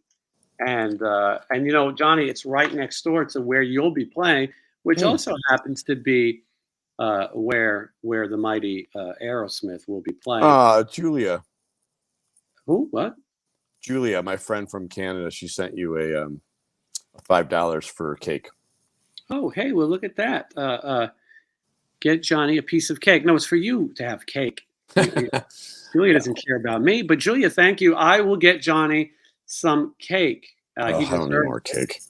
And then in the comments right now, I'm sharing the link to Aerosmith tickets. So should somebody, sometimes you have to make it easy. Well, hold on, Eric. Eric, I don't want to say your last name wrong. Johnny would pronounce it as Gayer, and that's not right. No, I wouldn't say that. I would say Gear. Gear. Eric, thank you. He's going to take the money back. Eric, thank you so much for the super chat, and I appreciate the happy birthday. And yes, I think I came out strong, as Chris points out. A lot of Chris's here. Everyone here names Chris. Anyway, thank you so much for that support. And yes, and Julia points out that it's because you didn't get your cake. I didn't get my cake or eat it. And okay, hold on. Yes, I did. Yes, I did know Derek Frigo. By the way, someone asked me that in the questions there. Yeah, we hung out a couple of times. I thought he was great.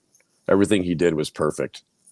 Vibrato, his no choice, the way he looked on stage, the way he acted, the way he dressed, walked around. Super cool guy. Liked it. Complete difference from what is happening now with the goofiest, lamest band. Yes, I also had met Derek Frigo at Radio City Music Hall. Did you know that the Ramones' first album was recorded in a studio over Radio City Music Hall? Anyway, and somewhere around here, I have a signed Enough's Enough picture by the original lineup: Donnie, Chip, Vic, and Derek. And yeah, that was a great lineup, the best. And for me, if there was ever to be another lineup, the only person that should be there, obviously Derek cannot, is Johnny Monaco. I've always thought that. I think Johnny on guitar and singing with Donnie and the other guys is a great thing. So let's see here. And by the way, these Aerosmith tickets aren't as expensive as you think. People are panicking. I put the link so you can go look. It's not that bad. It's just that I am a starving artist. If you see what these rents are these days, I don't have the 47 gigs like Johnny Monaco. He's I can't help that. I'm trying to turn them down. He's the hardest working man. I've been off, with the cancer. I figured I'd throw that in there. Anyway, Eric's last name. The least I could do is pronounce Eric's name right. It's Geyer. And, okay, well, that's very nice of him to. Oh boy, look at what he sent. That was so nice of you, Eric. Oh, you didn't see that? No, I'm seeing it. I'm looking now because every time I turn to my every time I turn to my right, my hair looks like it's thinning. It's not that it's thinning. I've always had a widow's peak. Like it's always been like that. It's not falling out. It's just that when you get longer hair, it starts to thin. And the water out here is terrible because, like I said, I'm showering in corpse water because I keep finding bodies in the lake. So I need like a water softener, which I ordered from Amazon. So it should be here. So hopefully I'll be able to look to. And you return it if you don't like it? What, the water softener? Yeah. I'll let you know. All right.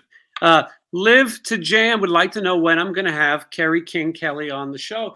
As you know, the world famous KKK, owner of Aces and Ales, and hires Johnny. Johnny plays out there. I spoke with him about being on the show, and he touched my arms a few times and laughed, and touched Johnny's arms and laughed, and he didn't seem incredibly interested. He said he would. I don't know. I have to ask Ryan. Ryan is the conduit, the innuendo between Johnny's talking to the raccoon. But anyway, who knows? Maybe he'll come on. He's got good stories. He's not the type of guy who likes to do those. From what I think Kerry's a pretty quiet guy. And yes, he was incredible. Let's see. Okay. And Mark Sanchez is contributing as well. Not a Aerosmith, but enough for some custard. Thank you, Mark. Johnny goes for the custard without me now. I was in the neighborhood, and I'm never over that way. And I just first saw the sign, and I'm like, oh, no wonder I'm scared for my life. Let's go get some custard. Apparently, he's found his soulmate. Let's see here. Paraphernalia is a masterpiece. Oh, yeah. All those. Donnie V, I mean, as much as he... maybe, whatever what the hell is this? I can't open that. Johnny, Johnny, I don't want to work with you. There's someone in your house. I need a knife. Why is the corkscrew not in the middle of the cork?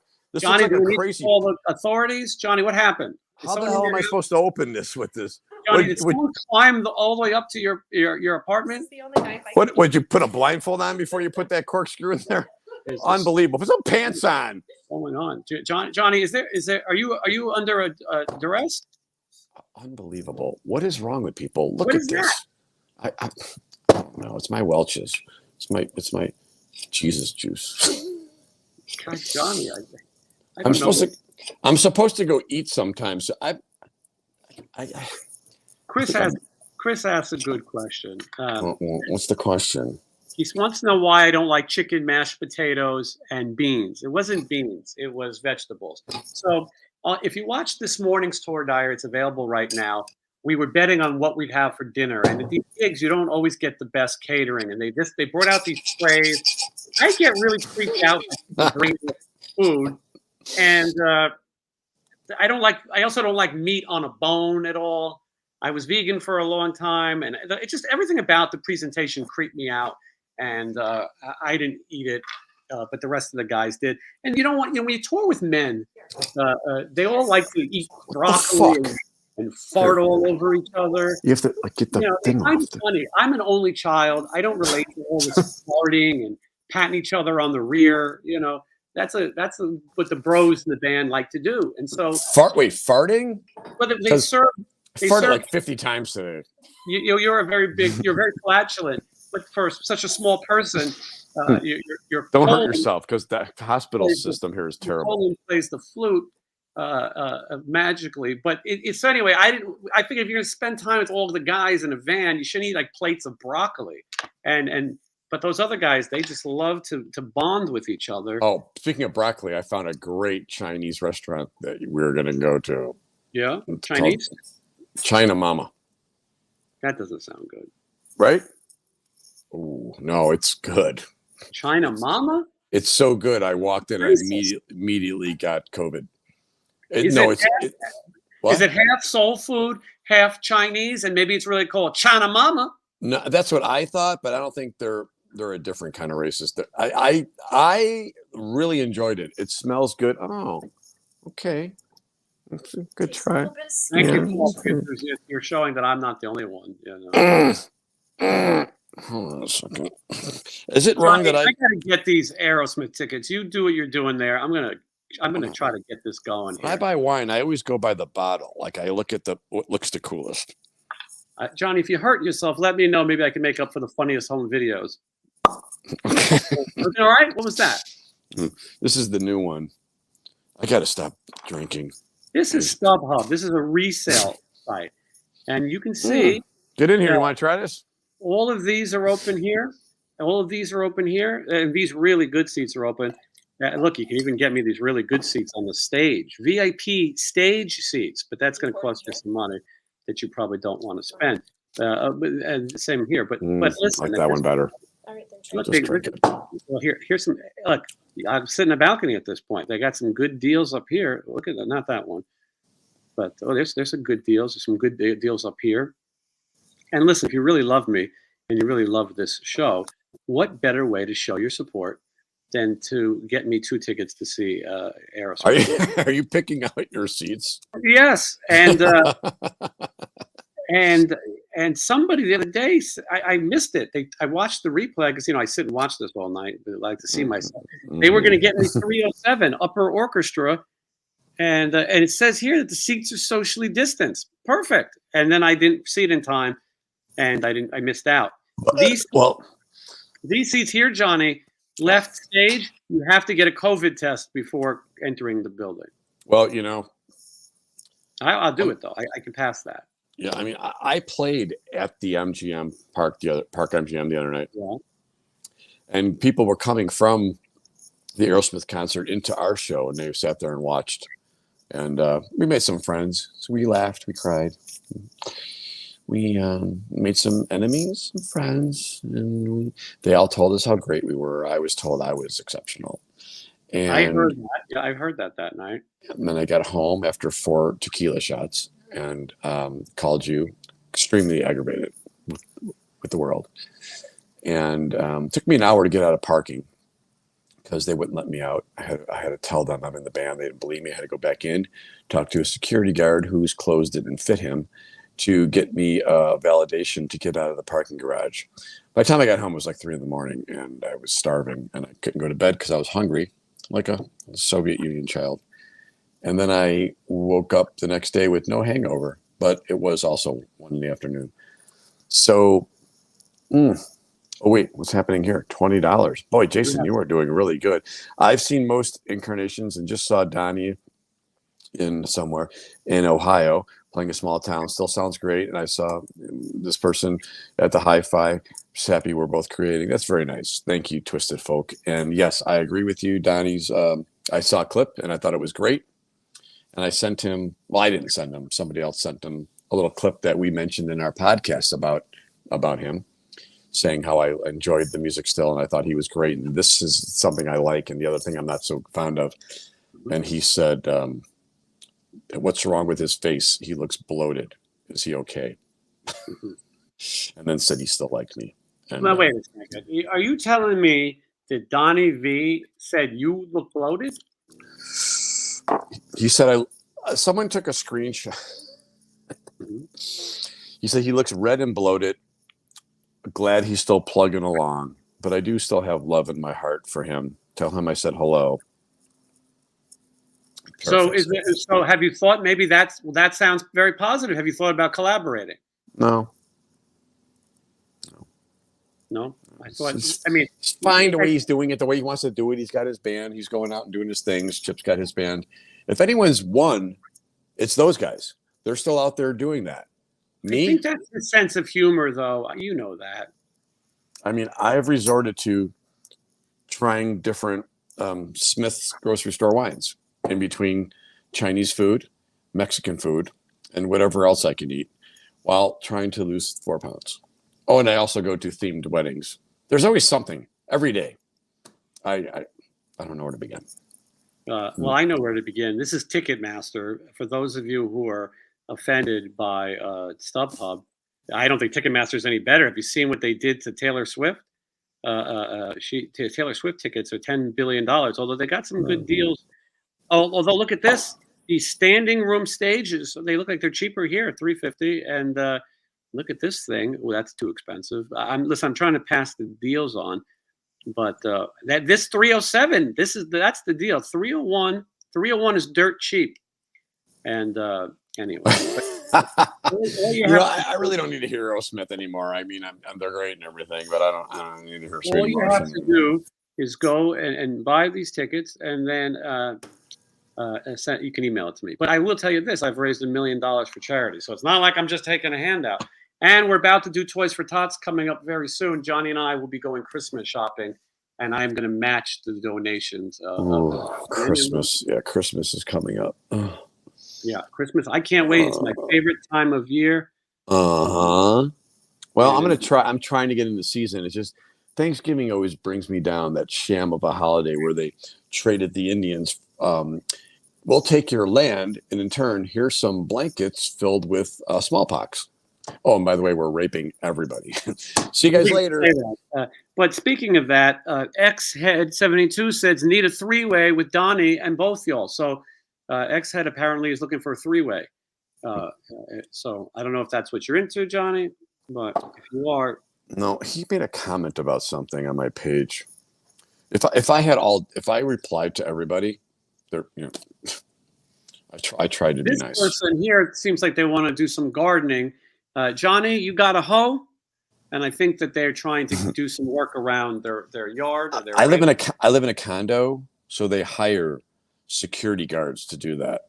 You would think security should just be security, but not in Las Vegas, because the bar says security should also do gardening. And let's do it immediately when you're waking up. Johnny, let's say I ask Eddie Trunk for tickets to Aerosmith. Can you please act out how that would go? Go ahead, tell Mark.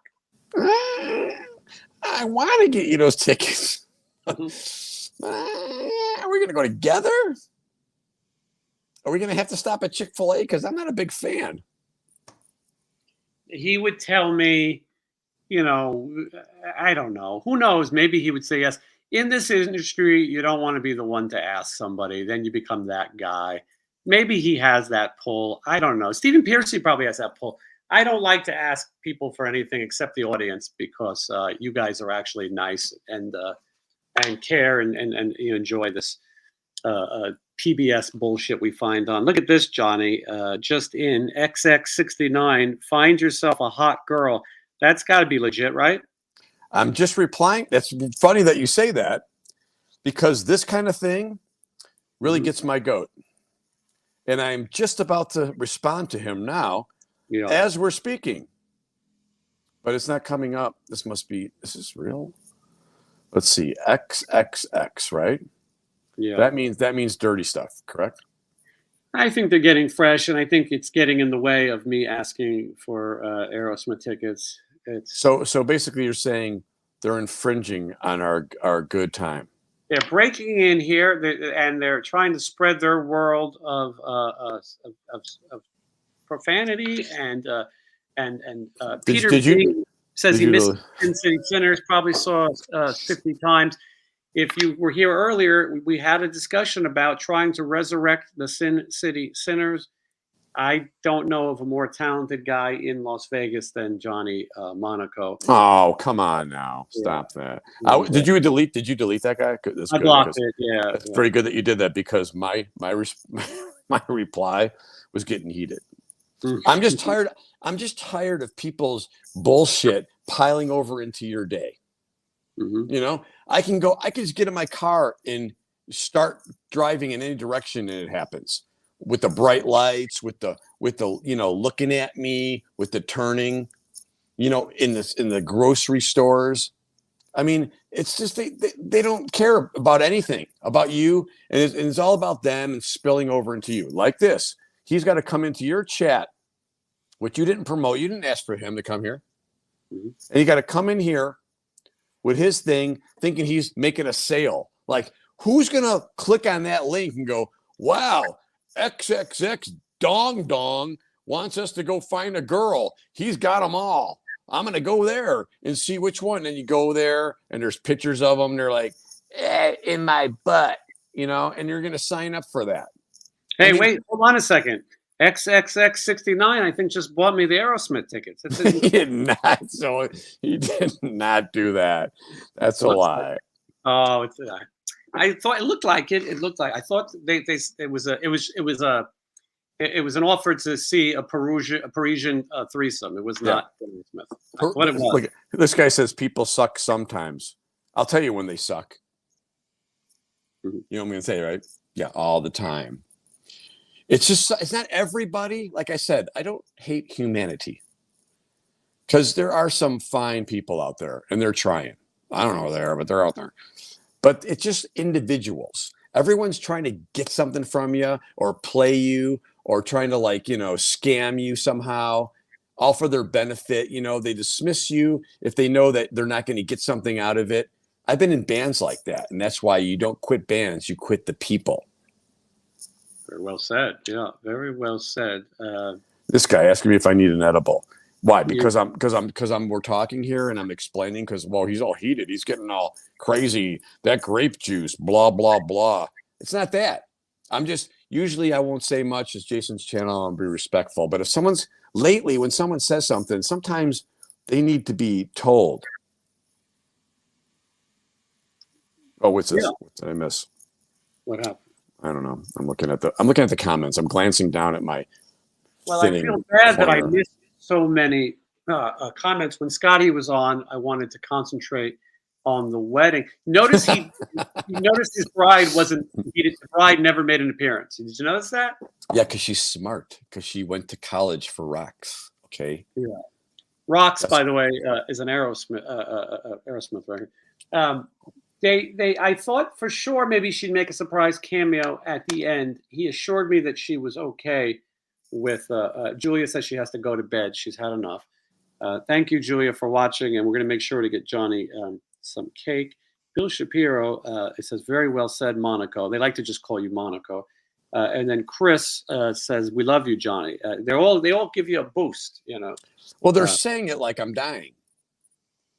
But I again, it's not even being confrontational. It's just like, if you speak in a conversation and you try to sugarcoat it, or you try to get something from somebody, or you're setting it up, your conversation, or you text somebody that you want something, and then when the person replies to you and says, well, I can't do this, or I'm not available for this, and then they don't reply at all, it's because they're done with you. They're moving on to the next thing because you didn't give them what they want.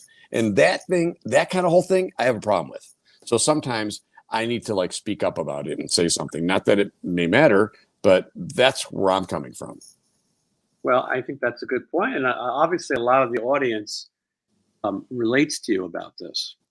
I mean, and I'm not even, I wasn't even angry or anything about it. It's just like, we're talking here. This is this is your podcast, and we're talking about topical things and things that happen in our day. And if you leave some of it out, you're not really being honest. So the most honest you can be is to address situations and talk about it.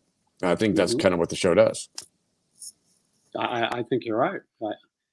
The show has a lot of things that it can do. Spread the word about my birthday, for one. That's coming up. Yeah, and also look at this. It spreads the word. Oh, what is this? Final Vegas shows. Oh my goodness. Did you know that, Johnny? This is it. This is the end of the road. I am so removed from all that. I know you want to go, and you should go. Me personally, it's a lot of parking. Well, I beyond if somebody is nice enough to get these tickets, I'll park at the Cosmopolitan for free, and I'll walk. Not that That's difficult. right. You are a member at the Cosmo. Mm-hmm. You were very high up. Mm-hmm. Yeah, Isn't funny that I could be an elite member of the Cosmo, but I can't afford tickets to. It's crazy how this world works. Well,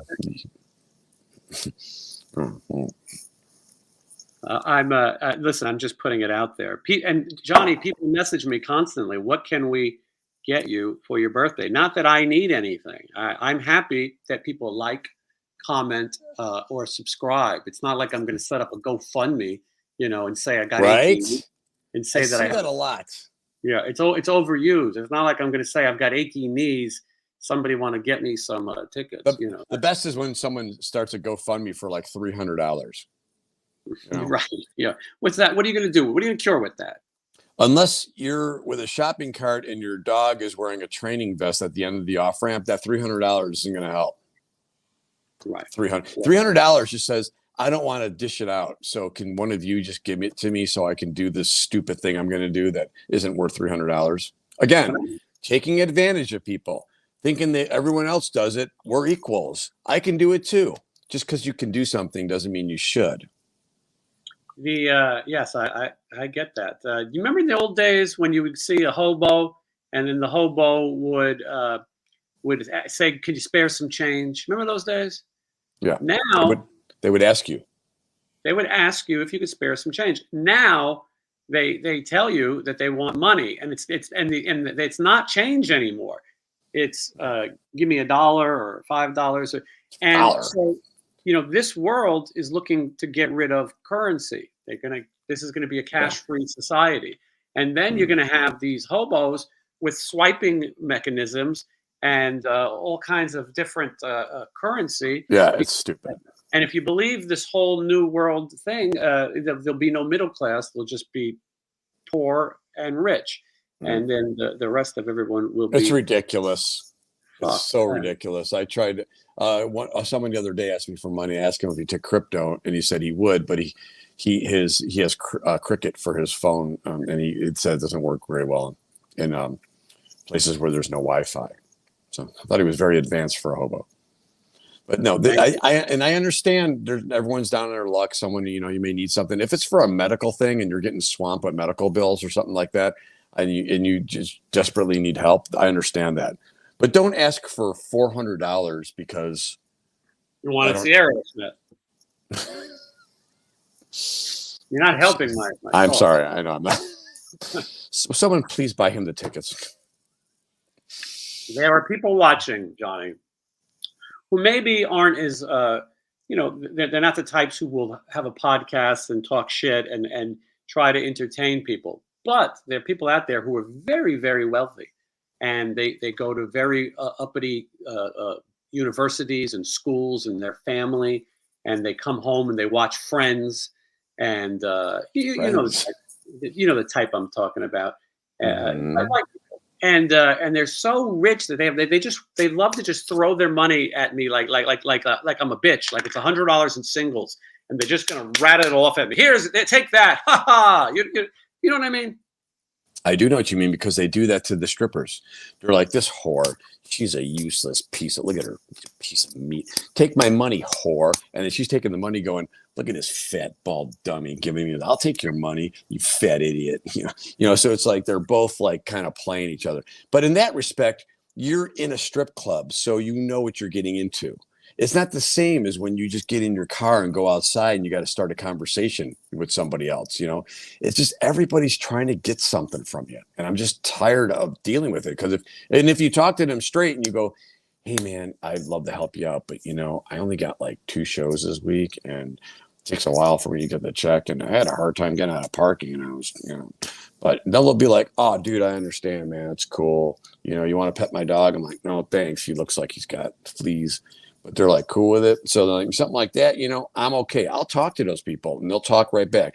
But if you shun them or avoid them, then they start getting mad. And that's what happened, with people in general. If they shun you or they avoid you or they don't want to talk about it, I'd rather have somebody directly talk to me and tell me why something is, as opposed to just bullshitting me, So to recap, Johnny and I went to Scotty Griffin's wedding, him and his beautiful bride, Ingrid. and it was on a ranch, and there was horses and alpaca, and Troy Patrick Farrell, And dogs, and dogs, and all wearing the same outfit, by the way. but and a lot of the cast of the Raiding the Rock Vault. Rowan Robertson, who was in Dio, he's a great guitar player and a very nice guy as well. He was there. I enjoyed catching up with him. I enjoyed catching up with Oz Fox. Oz, we see a lot. If you watch these tour diaries, you'll see me and Johnny on the road with Oz. I had breakfast with him at our last stop. Oz loves breakfast. He does. Yeah, he loves the pancakes and then when he told me we wanted to meet at 9 a.m. for breakfast, and I was thinking, I don't want, I probably just went to bed, but I thought, he's got all these surgeries and stuff. I better get down there for breakfast just in case the God thing doesn't work.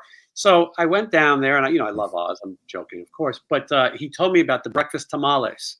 We were in Texas, and I had tamales with Oz at 9 a.m. And but Oz is the best, and so it was nice to see him again and his wife Annie. And then so I liked catching up with them. And as I said, Stacy Blades was there, and he was fine. I've never really said anything bad about him. So, but there was a time when I think he didn't like me. But Stacy Blades, Scotty Griffin, and Johnny Monaco all were in LA Guns. Isn't that? I don't know if I really count on that because it was only 3 months. I would have stayed longer. But my ironing skills are exceptional. So when you give someone a handout, next thing you know, you're constantly doing that job. And I can only iron so many vests in one tour. Yeah. I think you made the right move getting out of there. I don't know. I don't know anymore. I mean, maybe sometimes I feel like I should have stuck in there, and I could have played more shows and bigger shows and better shows. And then when they asked me to come back and, get on the plane and tour, I'd say, I'm in. Can I borrow one of your guitars? As long as it wouldn't be a pointy guitar, I believe. That's what I'm saying, because they don't like my guitars. I had to play Les Paul, which may or may not have given me a scoliosis. But I sometimes question. I'm like, should have I just minded my own business and just look straight ahead and just shut up and just play that song? It's hard for me. I get bored quick. I tend to move on. Well, I think sometimes you got to walk before they make you run, so to speak. And then in the case of I just didn't think you wanted to be in a band that looked like they were at the World's Fair. That's the thing. You get to the town, and it's already 6:37, small town. All the medieval time stores are closed. What are you going to do? Mm-hmm. I don't travel with bracelets like that because it's hard to get through security. You got to take them all off. I like to travel, without any kind of medals on me. Mm-hmm. And then when you do that, you end up looking like you're traveling in a tracksuit. And I mean, have you ever played a show in a bathroom? I'm not opposed to it. However, usually when I'm in a bathroom, I want to get out because I just don't like the smell and the small talk. But usually, if there's someone working the room and they're handing you, a paper or a mint, mm-hmm. Again, I feel obligated to tip, and I'm a little frugal, so I feel like if I'm in a bathroom taking a break from spending, why do I need to spend again when I'm barely rinsing my hands? Because I don't touch the pee per se, and I'm fairly clean, so I just know where those hands have been. The only problem with the hands is if you touch the handle or other things or other people in the bathroom. So if you just go in there and do your thing and leave, you're pretty much clean. Why you got to tip? Mm-hmm. Yeah, I'm uncomfortable with any person who attempts to make a living sitting in a bathroom. I feel bad for them because sometimes it's what they can do and they're trying their hardest. But I need privacy. I need if I'm in a stall, I don't even want to see the feet or to hear somebody like going, they grunt and stuff, and then you hear it come out and they're dropping heat, and then there's urine. They don't do it together, so there's pee and urine, and then poop, and then the doors are closing, and faucets are turning on. There's people talking on their phones. I sometimes can't even go. Sometimes I got to zip back up and go, I can't do this. And I got to go into one of those family bathrooms where they usually let, like, you know, to change diapers and stuff. I go in there. I just do that. Hold on a second. There goes my insulin alarm. Johnny, talk to the folks for just a minute, would you? Hold on. All right, everybody. So, well, it's already 8:00, and we hope you guys had an okay time tonight here. I'm with Jason and me, and we're going to go with something to eat after this. Things shut down here. You think Las Vegas is open 24/7, right? Everyone comes here like, it's crazy. Do whatever you want. Drive with your brights on. Bang some chick you met from Ohio, and get a burrito and throw up. Whatever you do after a burrito.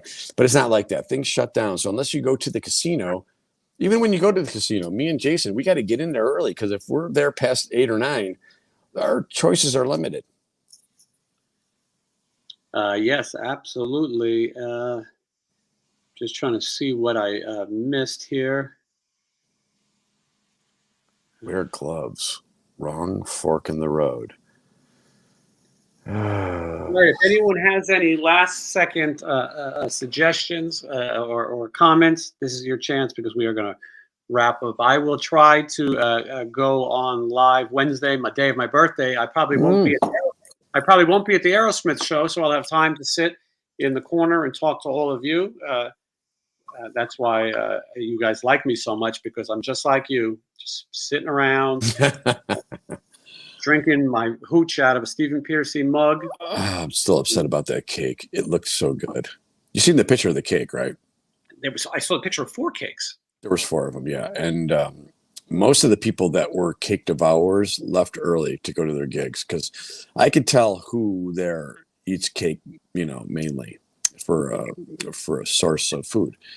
But they had the designs on them, and they looked scrumptious. And I am a big fan of yellow cake. Not crazy about the stuff where they put everything in there, But I like the yellow cake with the real frosting.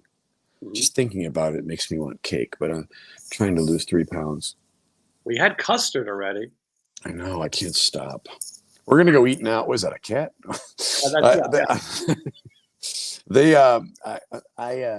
We're gonna go eat. I don't know if you wanted to go with or not, but we're gonna go have something to eat soon. Johnny, the cancer thing didn't work, so although I did beat cancer, but now so I break out the cat. Sometimes people say, "Well, I'll buy him and his cat a ticket to see Aerosmith," and usually that works. And so anyway, that's Bitsy. Bitsy is 134 years young. Aww. I'm glad that everybody. I'm glad everybody has joined us. Bitsy, yeah, I know Bitsy. You don't have to steal the thunder. Very vocal. She's very vocal. She likes to talk. I have to give her food right before the show, so she won't talk, and then she knows that it's time to eat again. Anyway, this was a wedding special. We weren't planning on doing this. People wanted to know, what was it like to be behind the scenes at a rock star's royal wedding. Most people don't get access to this. Scotty could have sold tickets or Patreoned or all those things. He could have went online, begged people, but he didn't.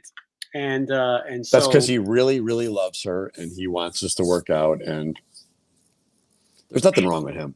I know a lot of people, when they get married, I'm like, there's a lot wrong with him, and this is not going to end well. But I think I really like him. I've never had any problems. I think he's always been, genuine, and he's a good guy. She seemed really nice and smart. I know who's doing their taxes, and I think it's going to work out. I think it's going to work out. They live over there in the condo together. We were just over there. Yeah, that's right. You should have invited the newlyweds for custard. It's a tough area to park. A lot of traffic, and the smell of urine usually pushes me south. But I do enjoy, a good condo, because, living in a condo, you feel like you're doing something. It worked for Cannon and George Jefferson. Somebody asked if this was our favorite wedding or our least favorite wedding. I mean, it definitely wasn't my least. It was a great time. It was fine. I probably my favorite. I don't know. I hate. The hard call, right? Yeah. I don't think I've had a favorite because I'm always like, watching them, and they're so in a mode. It's like when you first join a cult, they're so brainwashed with their love for each other. And I'm sitting at the table with the photographer and the other losers because everyone else is like with their, fake girlfriends and wives, and their girlfriend's like, why don't you ever ask me to marry me? When are you going to do that? He's like, what I tell you? Stop making a scene. Stop it. Stop it. Stop it. That's the last time I take you anywhere. Remember what happened at Noggles? I went to Brent Muscat's wedding, and Phil Lewis sat next to me. He wore a lime green suit. He looked like Austin Powers. And I remember that photo. Yeah, and he had his Asian bride as well, and him and Brent at the time both liked the yellow cake as well. And so Brent, and then Chad Stewart was next to me. He was a lot smaller then. He only needed one chair. And Danny Nordahl, also known as Slim Tenders or whatever they call him, he was drunk. And, Danny the comedian. Yeah, he's very funny. Did you see how he falls into the drums? Anyway, so he was there, and then Brent Muscat's brother was there, Todd Muscat, who plays in a band called Junkyard, and he was in a band called Kills for Thrills with Jason Nesmith, son of Michael, and Gilby Clark's, and then I also was at the wedding of Christian Simon, who was in Faster Pussycat. He really didn't matter, and he's divorced. The wedding didn't work, but they got married on the top of the parking lot at the Hard Rock Hotel, now the Virgin Hotel. Well, that's what you do when you're a superstar. Yeah, they just kind of went up there and didn't tell anyone, and it was like a throw and go, like what his wife did. I don't know him, I knew other people, and so my point is, I've been to a lot of weddings of musicians or hacks or whatever you want to call them. I forgot this. I forget this shit. The dementia is setting in. I got to get going though and ask those Make-A-Wish people to see if they can get me the Aerosmith tickets. That's the last thing. Okay, folks, I'm glad everybody tuned in. Johnny obviously has company, and the company obviously is wearing the pants, or not wearing the pants, in his Speaking of wearing family. pants. Yeah. Put those pants on. Johnny, is there someone cleaning, or do you have a cleaning person? What's going on back there? What's going on over there? We're going to go get something to eat. Yeah, I think that's a good thing. Hold on. The Bootlegger Bistro, I think that's what you're saying. It's great, open till 1. I don't know. The BG Bistro, maybe that's something else. They've got the baklava, the tiramisu, the herpes, crepes for your sweet tooth, and should Phil be the next Doctor Who? Maybe. Anyway, Twisted Folk. Thank you so much. It is very much appreciated. Wait, hold on. A question for us. Hey, Phoenix Johnny seems to think I'm drunk. I'm not even drunk. He's saying I'm half cut, which might be some kind of English term. I don't know. He's talking about your penis. He's asking if you're circumcised. No, he's saying it's going sideways. Like he's saying, "Oh, this is going terrible." Why is it going terrible? Because there's no filter. I mean, that's what the show is about. If you want to be phony, we can do that too. Jason, why don't you show him your best phony impersonation of recapping the wedding? Yeah. Good morning, everybody. We're going to have a wacky time. 8 p.m. coming at you today. How are you? Hey, Jason, how have you been, man? Hey, Johnny Monaco, good to see you. It's going to be a cold one. Everybody bundle up and get ready because it's going to be a cold, rocking night. Hey, Johnny Monaco and I were at a wedding this weekend. That we were, Jason. Great to see you, my buddy. Love you, bro. Peace and love. Listen, man, we were together at this wedding, and it was out of sight. We saw a lot of great people we really, really loved, showed a lot of respect. What did you feel about the wedding, Jason? Did you have a great time?